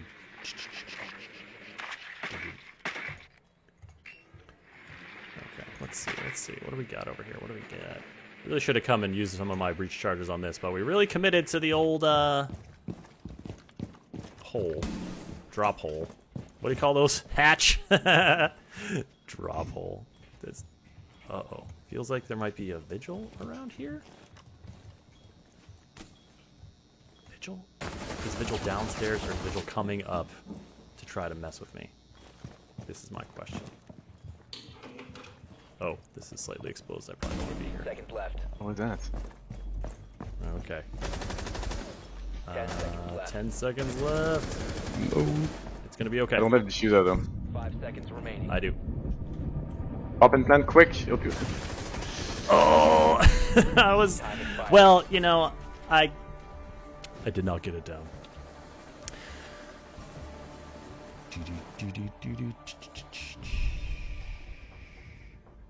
I was a little late on the push, and I feel like that tends to be my, like, I tend to, like, take a little bit too much time sometimes. But yeah, it's very common, to be fair, when I play with coworkers or friends that are a bit more new to the game. That's a commonality. Like, getting inside the building oftentimes takes a lot of time for new players, and even then, once they are in, progressing, securing, getting map control, and eventually executing I understand, right? It's scary. You don't really know all of the mechanics. You're not necessarily completely confident in your ability to win a gunfight, and all this combined makes for like a much slower pace. But, you saying I'm not confident to win a gunfight, Mel? Is that what you're telling me? I mean, look at your kill count right now and tell me what you think. Don't show the scoreboard. It's great. No, this is. But yeah, and I'm saying you in general, like, and also not being confident in your gun skill is not like an objective statement. It completely depends on who you are playing against, right? I'm playing a casual game and I feel confident with my gun skill. If you put me in a lobby against Macy J and Gentflank or any influencer or pro players, I won't be confident in my gun skill at all. Actually, so we recently did that, Mello. We did put you in a lobby against King George, Autumn May, That's true, Fuya, actually, you're Skittles, and Priest. Basically a power team of Siege streamers. Yeah. And on our team, because we were playing on the same team at that point too, we had T-Pain, Jonathan Allen, an NFL linebacker, and Max Holloway, an MMA fighter. Oh yeah, that was really funny. That was the most unbalanced game of the history of Rainbow Six Siege, but it was so much fun. It was a lot of fun. It was a lot of fun. There was a great celeb showcase. If that kind of showdown interests you folks, you can find the recording on Ubisoft's Twitch or YouTube, and it was a fun time for sure. That was so fun. Well, the surprising thing to me, I mean, if you've ever watched T-Pain stream, you know he's a hoot. It was just so fun to have him on. But the thing I was surprised about was Jonathan Allen is for real really good. He was really so good. Yeah, he was clutching a few rounds. He was holding his own against all those streamers. He absolutely was. We were happy to have him on the team for sure. And afterwards, it was really nice. The streamers were getting he thanked them on Twitter, and they were all giving him some props. They were like, "Yeah, man, you got some skills." It was really wholesome. Oh god! Oh no! Oh, I'm so sorry. That was really bad. I think I'm getting punished for what I just said about your aiming skill. Oh, that was terrible. It's like any given Siege day, right? Mm-hmm. Yeah, the variation, the ability to win or lose a gunfight. I'll go back to where she was. Okay, so we have a fairly broad question, Mello. Okay. From GMK. Can you share a little bit about how your team designs new operators? Is it always from the same standpoint? Yeah, do you let it flow? Is it about player behaviors? I'm very curious about that. Congrats on the new season. I'm really enjoying all the many things. Thank you very much for the question. It's a very interesting question that I'm pretty sure a lot of people have, and I think that I had in mind recently the idea of working with our comdev to make an actual communication on the topic and explain in details the process that we have. We'll say it's a 9-month process, but what do you do during those 9 months, right? What's my day today? What's my programmer's day today, etc. Explaining a bit more what are the different steps we take, and how we collaborate with both the community, the pro players, etc., and how do we get the operator to be live eventually. So that's a very broad question. I can answer a few bits of it, but if you want a more detailed answer, I really want to make a proper communication detailing a bit more what it actually is, right? So, but very briefly, it's a 9-month period. In theory, that you split in 3 phases, the first one being 3 months of conception. During that time, during conception, you make a bunch of prototypes. You make so many prototypes. You test so many things. You iterate really quickly. So, and at this point, it's not a matter of it's ugly. It doesn't look good. It's just if I want an object, it's going to be a cube of that in the world, right? It's nothing pretty, nothing good to look at. But it allows us to test the mechanic, the gameplay, how people react. We test this a lot on our own developers. Every week, they test content and we take feedback and iterate from there based on many prototypes we have. Eventually, we figure out which one we want the most. Sometimes we have multiple that we want, and we choose one among them, and the other might be postponed for later. And once we've done that, we still in the conception phase. We start to do 2 things. We start to work on we've already started at that point, usually working on the background, the realization. So yes, okay, you made a cute gray cube. What does it actually look like? And then I have my artist that thinks about it and provide really cool ideas and solutions to this problem. We have the narrative team that starts to work at the very beginning as well to provide the background of the operator. But in the second phase, we also have this whole phase that we call a de-risk. So we come with our quick and dirty prototypes that work-ish, but didn't take into account anything like performances or many things actually. And that's where we go meet our tech people. Usually we meet them a bit earlier so that they're aware of what we're doing. But this is the specific point where they're okay, this is doable, this is not, this is, if we do this, we need to implement this new tech, etc., etc.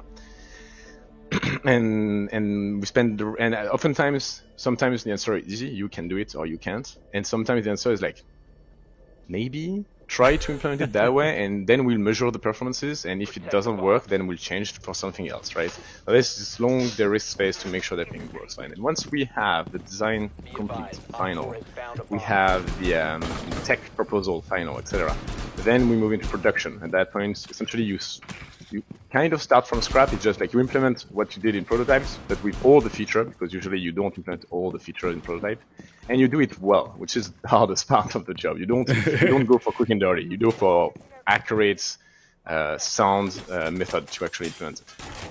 And at the end of the whole process, you have a long debug phase where we try to hunt as many bugs as we can to make sure that when the operator release is not crashing the game or behaving in the way we sort of supposed to, right? And then it ships, it's live, and you can say that there is a fourth period of 3 months, which is the first season and the TS, where we iterate on mostly balancings, fix bugs, stuff like that. And during this whole period, from the very beginning, the prototypes to the ship, we have a lot of user tests that we convey player to test our operator and give us opinions. We have a lot of pro workshop, where so during COVID it's a bit more difficult to do them. We have to do them remotely, but before we had the privilege to have them coming to the office and test for like a couple of days all our contents, including operators, and then we can brainstorm with them, iterate, like take their feedback and really grasp where the issue may be for them and adjust. Like sometimes I don't know, it's upstairs. Sorry, I'm talking too much. I'm saying not enough. No. That's it's a very thorough answer. The chat's digging it, I'm sure. So I have a question. Like one day I will make yeah, it's good. Well, one day you're going to make it, and if the community folks aren't down, you just come check in with Ubisoft News. We'll get you hooked up with some good content. But no, I was curious because like this, we're looking at the Kona station here. This is Thunderbird's new gadget. It shoots it targets a player. It shoots a healing burst, and the extra health definitely helped me a little bit there. So like, but was that a new tech demand, on the team? It's like, it's got to rotate on its own. It's got to point and shoot on its own. It's got to target, prioritize. What was their reaction when you first brought it to the tech team? Were they like, all right? So this one actually was one of the safest one we've made in a while. Like I've been pushing my tech guys a lot in the previous seasons, asking them stuff that they were like, no, please don't do that. and for this season, we were a bit more reasonable for this one. That doesn't mean there was no challenge. Like a lot of this, it's what I mean by new tech, or is very obviously very fuzzy, right? It's very blurry. Like you always make something new, of course. It's just some of it require changes and new elements in some deep engine stuff of Siege, right? That requires a long time of development. That usually you're like, okay, you need this tech, it's going to take 6 months, and if you need 6 months to get the tech, you will not be able to ship in 9. You see what I mean? So that's the kind of the challenge. We did not have that kind of challenge for Thunderbird. We had a lot of iteration on how it worked, but a lot of this, like this pre-aim thing, those priority heal were essentially handled by our programmers and done that pretty well. Like there's a lot of small animation, light, etc. But none of this was a huge challenge. Just take a lot of time to make all of it, but nothing was too risky, I think. But I'm also not necessarily the best to answer that because I am no programmer myself, so maybe it's going to be like, no, it was super difficult. Are you kidding me, Mello?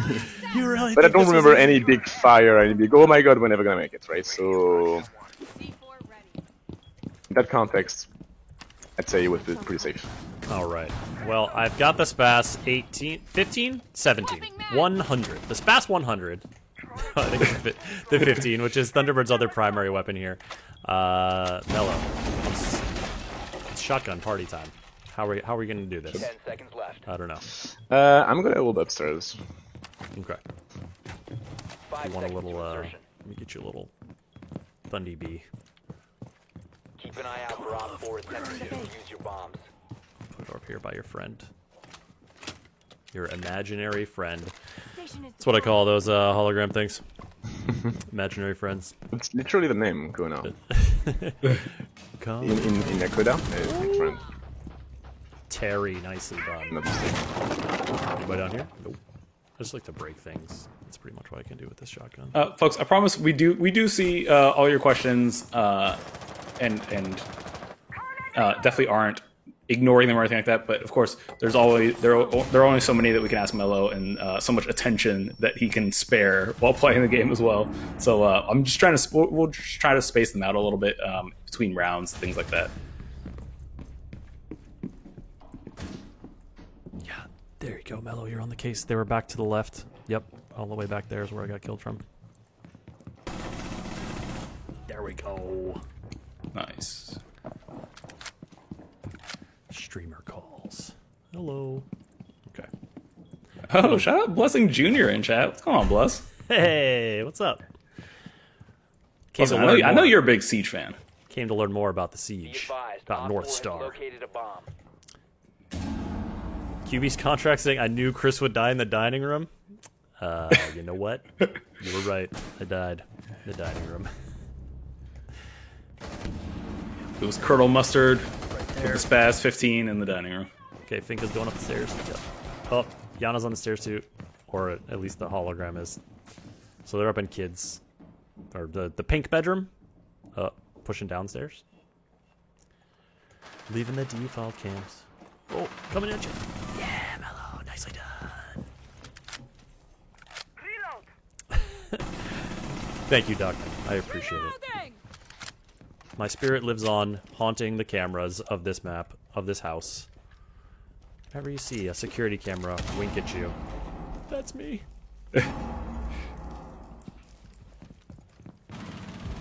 One Op 4 remaining. Last op standing. From the amount of bullets being shot, I feel like y'all have a pretty good beat on where they Friendly are. operator remaining. Yeah, I was gonna say, ooh, 1v1. 1v1 for Mello. My money's on Mello. She has a full minute. Bet on Mello. Okay, I'm flipping through cams here, Mello. I'll let you know. A bomb has been located by Op. Ah, it's a fake one. Ooh. Okay, yep. Over in that room with the table that's knocked over. Dining room, I guess it is.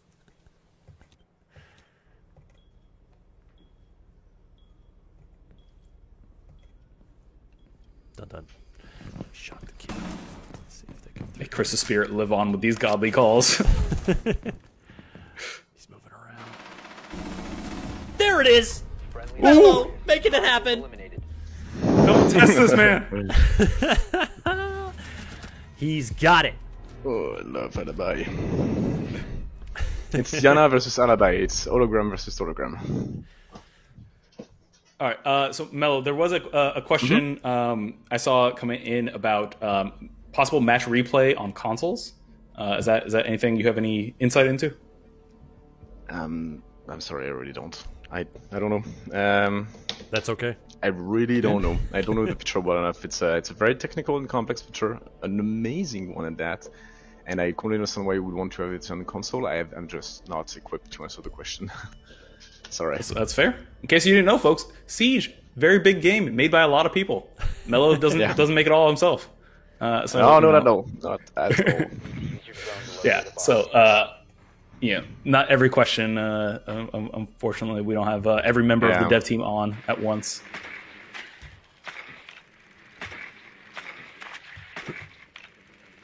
All right. Let's find him. Let's hunt him down. House. Another fairly recent rework. Okay. I found some Barbies. Drone has located a bomb. Same spot we were.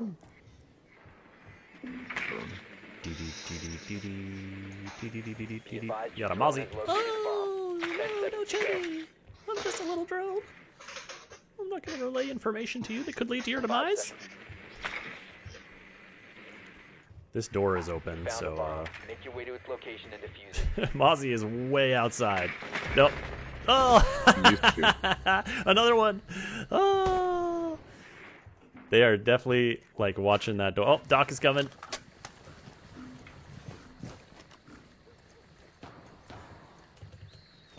Peak Watch 2021. Mello's on the case. Air jab is ready. Going upstairs. I'd see some people discussing Ubisoft, or excuse me, Rainbow Six Siege drops, and of course there was a gun charm drop during the Forward post show. And if you need any information about how to tie your accounts together, your Twitch account with your Ubisoft account, maybe you were logged in, maybe you got the drop but haven't linked your accounts yet, I'm going to drop a link in the chats here that will give you all the information you need about how to link your account. He's got the links, folks. He's got the links. All right, I'm going in. Oh, sick! I got a needle in my leg. Simply yuck. Simply Just ew. Ooh, y'all are smoking them this round. Yeah. Stairway look. I'm gonna go step directly on that Capcan trap. Oh. Nope! Someone else did it. Rattata says, greetings from Portugal. Hello. Greetings to you. Hello. Good game yesterday. Oh, yeah, Mello, how did the game go yesterday? Went well, I mean, even for me. Yeah, I wasn't watching at the beginning of it, and then I get out and I see that this German player had scored a goal, and was like, oh no, and then was like, oh, it's an own goal. Okay, great. Oh, good. Oh no, that's a Euro Cup, is that right? It's the Euro Cup, yeah, European Championship. And of course, Mello supporting the French. He's French. Side. He is French. We need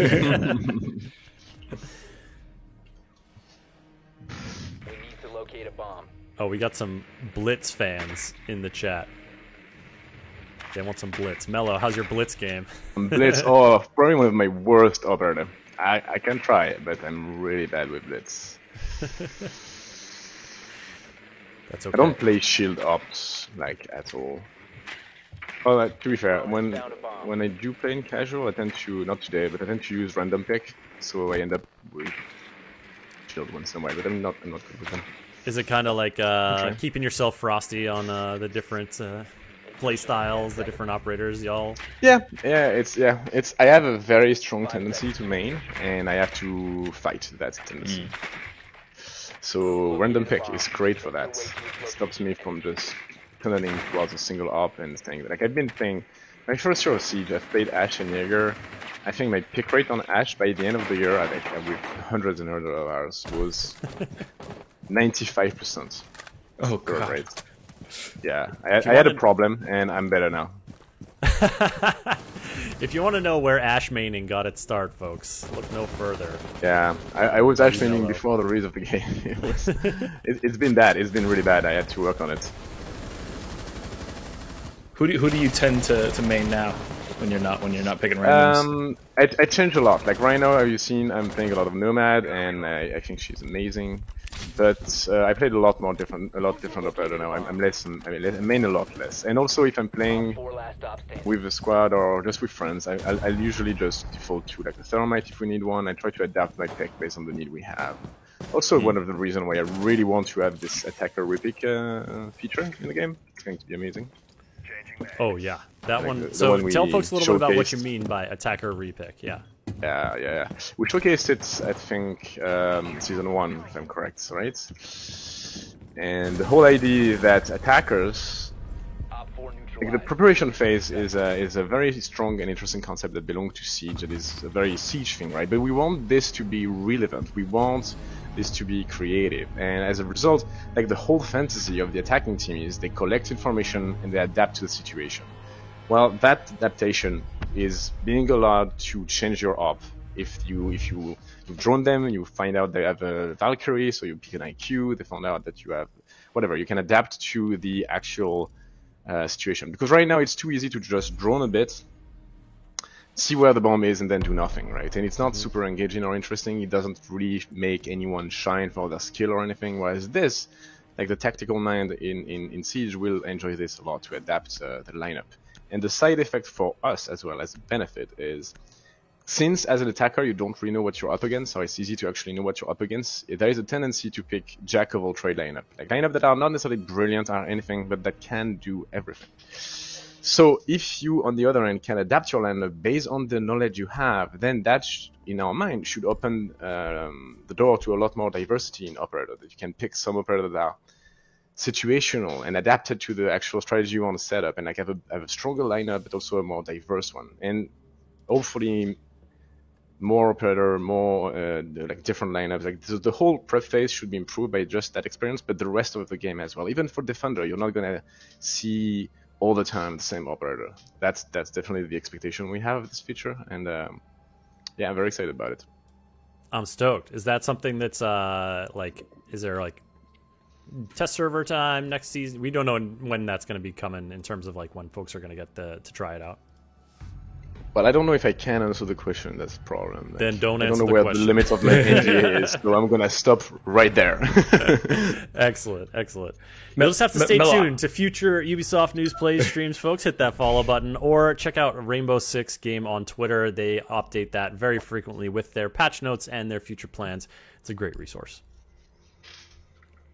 I was gonna say, Mello, I got a question that I've wondered for a while now. Yep.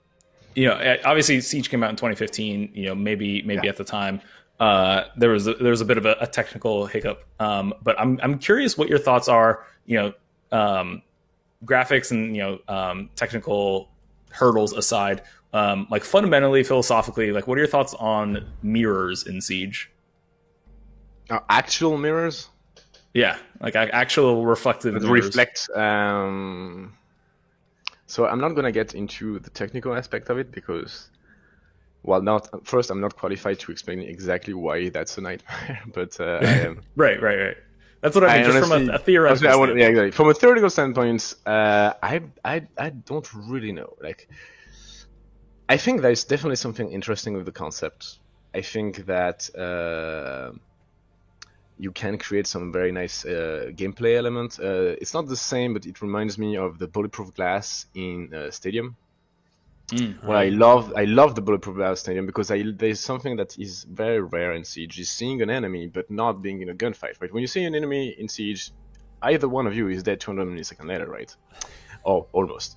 So when you have the bulletproof glass, you have these moments that you can have them too with like Montaigne or Clash, for example. But here it's even more surprising because you have a lot of them and you can collect information. And just seeing another player in front of you and not having a gunfight coming out of it and then baiting them and creating some mind games around it, I love it. The mirror is not exactly the same reason why I would like it. I'm not sure I would actually work. I'm afraid though that by having those. For one, I'm not sure how, in terms of behavior, how our brain can process exactly what that is. Like, because at the end of the day, we're looking at 2D image. Is the mirror that different from an actual player? Would that be confusing? Would that bring more noise than actual cool gameplay? I don't know. Maybe it would be amazing, honestly. But that's more a question for my level designer, I would say. Like, if they want to introduce mirrors in the game, and also a question for my tech people, definitely there. But I have no idea if it would be good or not. I would be very curious to test it. Yeah, no, that's a great answer. I remember when Stadium first rolled out, the bulletproof glass, that was immediately what I first came to mind of like, oh wow, I can look at someone and neither of us is in threat of being shot right now, and it was a bit of a surreal experience at first. Oh, why did you run first that way? Just gonna mix it up here with some bonus stations. Ooh. Yeah, there's no way. Okay, nice. It's gonna be fine. Everything's gonna be fine.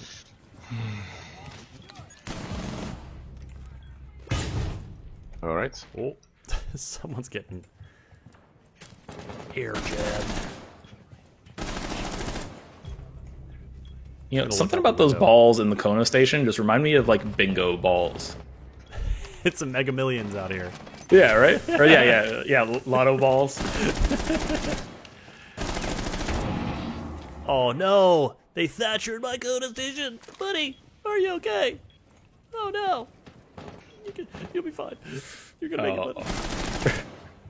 Who Kona station's the Kona station? I see you. is that hat? Yeah, they're all out there. Do you think I could make a nitro throw? Think I'll be able to throw it before I get absolute shot? Do it. Right here, Chris. It's all you. Yikes! Oh! Absolutely terrible idea. I blame Yusuf.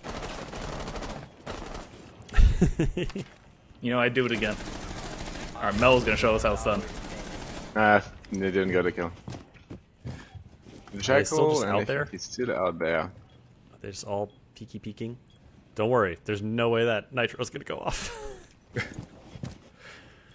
Mellow. Doesn't know that. Oh, there we go. Yeah. Oh, there it is. Oh my goodness. It's the peak party. Go ahead. Oh, it moved away. Oh man. Oh, drop that Black Mirror. You can do it. Doc should be able to just stim Thunderball Kona Station. 200 health. Totally killed. Oh, yep. See now, like, yourself a little stimmy, and the Kona Station's on cooldown. It's coming back in just a sec. There you go, buddy. Doc's back almost at full health. Let's go. Oh, there you go. Thunderbird, helping from beyond the grave. See, Thunderbird's one of those operators that I really appreciate, and I think is good for like beginners. They're like one of the set it and forget it operators. You know, you put down your gadget. Yep. As long as you make sure you use them all, it's all good. It's like Rook. Yeah, okay, that was definitely an intention behind Thunderbird. Is like in the past few seasons, Flores have released very complex operator. Like map knowledge, where the mechanic of the gadget itself is complicated. Like they're deep, they're complex, they're amazing, I think, but they're also difficult to grasp when you're new, right? And so this season, we're like, okay, let's take a step back and let's try to find something that's going to be enjoyable for newcomers. And at the same time, and that's where we were like, okay, cool, but we don't want an operator that is just for newcomers. We want to make her fun for everyone else. And that's kind of also why we gave her a pretty sick loadout. That way everyone can have fun with Thunderbird. There you go. I love it. She's not the deepest operator in our lineup, but there are a lot of cool, interesting, clever use that you can have. That even the whole concept is to play around positioning, like positioning the station, placing the player compared to the station, not having them too much in your way, but also not having them too exposed, or not if you really want to use them almost as intel gathering as well. That's completely an option. If your attacking team doesn't eliminate them, they can get healed, but they can also betray the location. So there is a lot of complexity on a very simple operator, and that's kind of what I like, right? It's anyone can play her with barely any knowledge of Siege, and they're gonna get something out of it. People with high knowledge of Siege can get way more. Yeah, speaking of, definitely excited to watch some pro players, some high-level streamers. Go check out some Macy J Thunderbird takes out there. I've been seeing folks have already been streaming the new season because it just launched on Monday, and it's already in full swing. I'm just gonna put one back here, maybe. 10 seconds remaining. Speaking of Macy has a question. 5 seconds. Are high ban rates like Mira considered a problem, considering the ops are not necessarily OP? Bomb located by Op 4. Not ideal, and that's why usually it's not an ideal solution, right? We don't want to nerf them to the ground just to lower the high ban rates, of course. But at the same time, it often stems from other things. Like it's not broken, it's frustrating, or it's painful to deal with. Or in the case in Mira, it requires such a different approach from the same bomb site just because they have a Mira, right? So that's why in those situations, the solution we want to tackle are like almost a sidestep rather than a direct nerf, and I think that's what we wanted. Like, I know some people think the nerf to Mira is really strong. I don't think that's true. Like, if you're a clever Mira player, that's not that strong. But it is a sidestep. That means that the constant operation of having a Mira on pretty much any wall is no longer something you have to deal with. Now, the Mira too has to be clever about how it should play something else. That's kind of the idea, right? Like, I don't see that nerf as a huge nerf. Some Mira positions are now not a good idea, and that's cool. You're gonna have to be smarter with that. But a lot of them, like, in the middle of bank server, if you walk through that Mira, then you deserve to melee it. It's super hard. Yeah, I mean that's actually one of the changes too for folks who may not have been clued in for everything is that Mira and Maestro's gadgets got changed. So if they are meleeed now, that the glass will shatter and you won't be able to see through them anymore. Yeah, an interesting, like you're saying, Mello, it's sidestep, and that goes back to what you're saying kind of earlier about so many little levers, so many ways to kind of adjust balancing, not necessarily with going straight at the thing. Sometimes you need to do that, obviously, but a lot of times you need to, when it stems from frustration or a more than power balance, then you need to find a clever solution to not nerf the operator at the same time, right? It's an iterative process too, right? You don't get everything right on the first try, so sometimes we try different form, different approach, and we see what works. Op 4 found a bomb. You must defend it. They located a what? There are bombs on this map. Seems unsafe. One Op 4 Okay, I'm not doing much, but apparently you guys are, so it's cool. Shout out to Achieved. Yeah. I don't know if it's the real one. I'm assuming not. You must have way better MMR than I do, but... Oh, I see them. Alright. It's a Nook. Yep.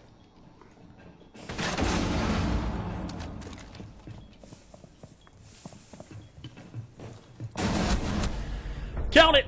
Oh! The injured! Oh, count it! Bang, bang, bang! Alright. Mello, it's match point. Yes.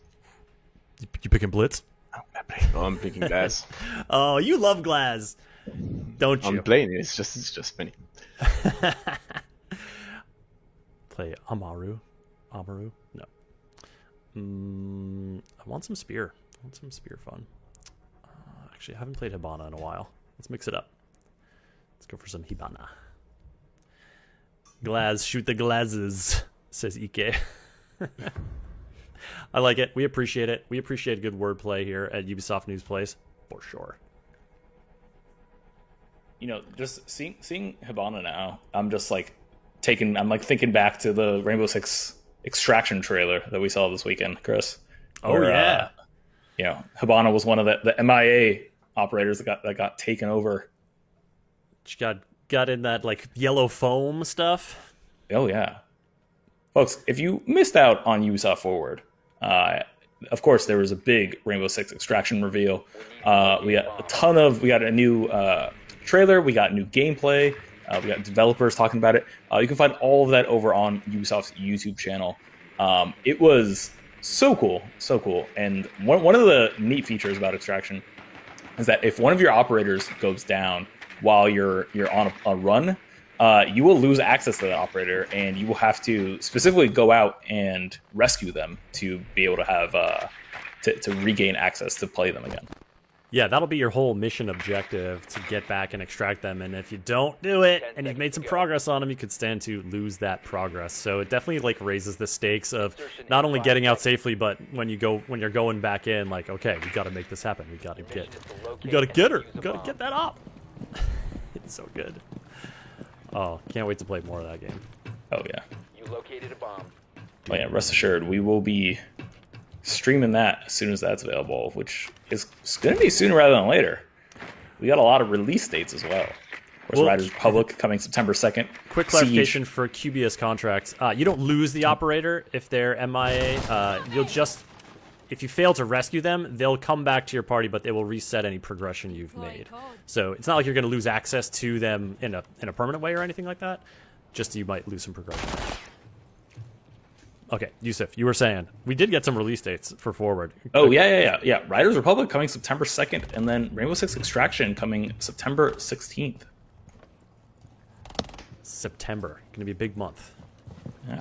Oh yeah. I mean that's what, 4 months away from right now?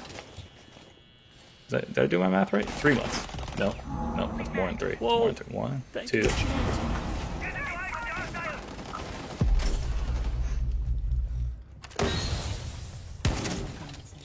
Time to make a new Not sure if those landed where I was thinking they would. This match is September 2nd is your birthday. Well, happy birthday. It's Riders Republic's birthday too. I do like the birthday release dates. Op 4 eliminated. Injure assist. Friendly mission successful. No problem. I think that must have been an X-Kairos pellet injure assist. Oh, the flawless victory. Oof, We had great a job, pretty good track record today. Pretty good track record today, Mello. Huge thanks for coming on here and sharing all your knowledge, man. We really, really appreciate Thank you you for having coming me. on. It was super fun to have you talk through so much of the game design that goes into Siege, answer some questions about the new North Star season, which is live now, folks. And we're going to wind down here. We don't have time to start another match just yet, but we do have time to check out the Battle Pass a little bit here because there are some really cool items up in here. We've checked out some of them. There's some new Frost ones here. Now, Mello, when you see Battle Pass stuff come, you know, you got to work your way through the Battle Pass like everyone else does. Oh yeah, absolutely. What are you... Oh, I like this. I like the little arrowhead. Very Frost casual. This hat, of course, is from that Grand Larceny event, which I really enjoy. So, Mel, I want you to find something, you know, because we can see both gameplays. I want you to find something that you're excited about in this Battle Pass, and then we'll switch over to you. Oh. I'm just kind of clicking through here. You find one that you're looking forward to, and I want to check it out. I mean, I think we already showcased my favorites. That's not gonna be... The crossbow? Is it the crossbow skin? Oh yeah, definitely the crossbow. And definitely this one. This one Yep. is my favorite type. And Check that out. I don't mind goofy weapon skins, and this one is awesome. Like the fact that we can make those 3D weapon skins now is such a huge improvement. It's so good. Yeah, 98 tiers for me to get it, but I get it. You'll get there. It's a long season. Of course, y'all. If you North Star just came out this Monday. If you are looking to play Thunderbird, Thunderbird is the first unlock with the Battle Pass. If you buy the Rainbow Six Siege North Star Battle Pass, you will immediately unlock Thunderbird, have access to all the beautiful Kona stations. Yeah, and I think you get a few tiers with that as well. Oh man, okay, this is one of my favorites. This Kapkan. Now, keep in mind we saw earlier the Leaf Mohawk, so that's what we're pairing with this. This is a new bristly disguise skin for Kapkan. I like it. That's a lot. super cool. Also, like what you got? This got like an axe back here. Looks like a climbing tool or something, maybe. It's got to be something. Yeah. So like, this is a blade maybe, or this is the pick for climbing. I like it. Well, we have folks, thank Go you ahead, Yusuf. so much for watching. Of course, everyone over there on the Epic Games channel, we appreciate having you as well. Remember, Rainbow Six Siege and a ton of Ubisoft's other games are for sale right now on the on the Epic Games Store. You can pick up Siege for just $8 right now. It's an incredibly good deal right now. It's 60% off. And remember, we stream every Wednesday and Friday at 10 a.m. Pacific time.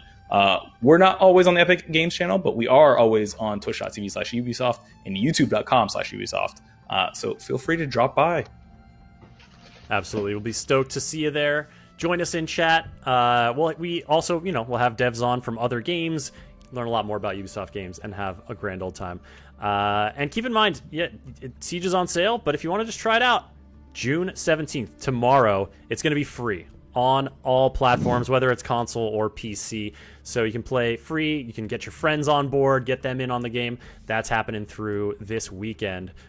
And I just love how everyone is looking so raggedy in these. Oh. Like, it's such a great theme. Like, they're all, like, rough and tumble. They've had a tough time of it. Someone had a pretty bad, like, sunburn. It was great. All right. We are going to go ahead and wrap the stream up now in just a sec, but I want to show you, folks, we had some people asking about the story elements. And so here we have, like, Thunderbird. You'll get a little sense for where she comes from. I'm going to show you this little video. We're going to watch a little anime and go out with this. Once this is done, Ready? we're going to be doing a little raid. 6 years ago, I met a But meet pilot. Thunderbird. She saved my life. Damn.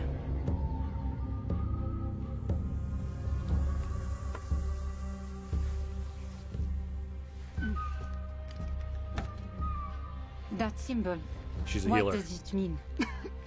This jacket was my father's. Dagu Wankan, Wichakpi. The Creator's star has many meanings.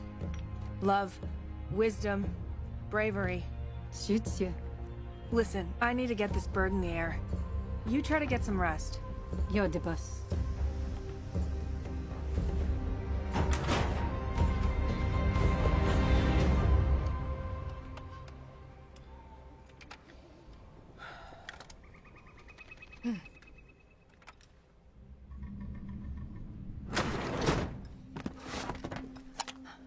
What's happening? Shh.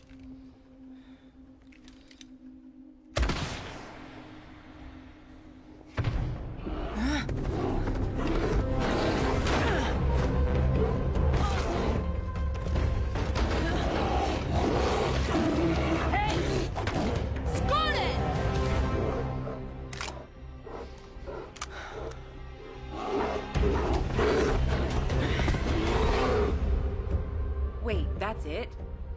What happened next? Why don't you ask her yourself?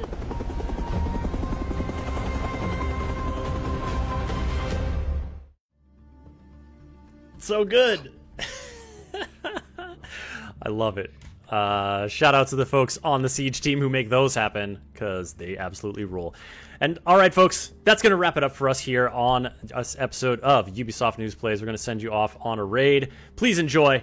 Send our respect and love to the Raid E. Have a great day.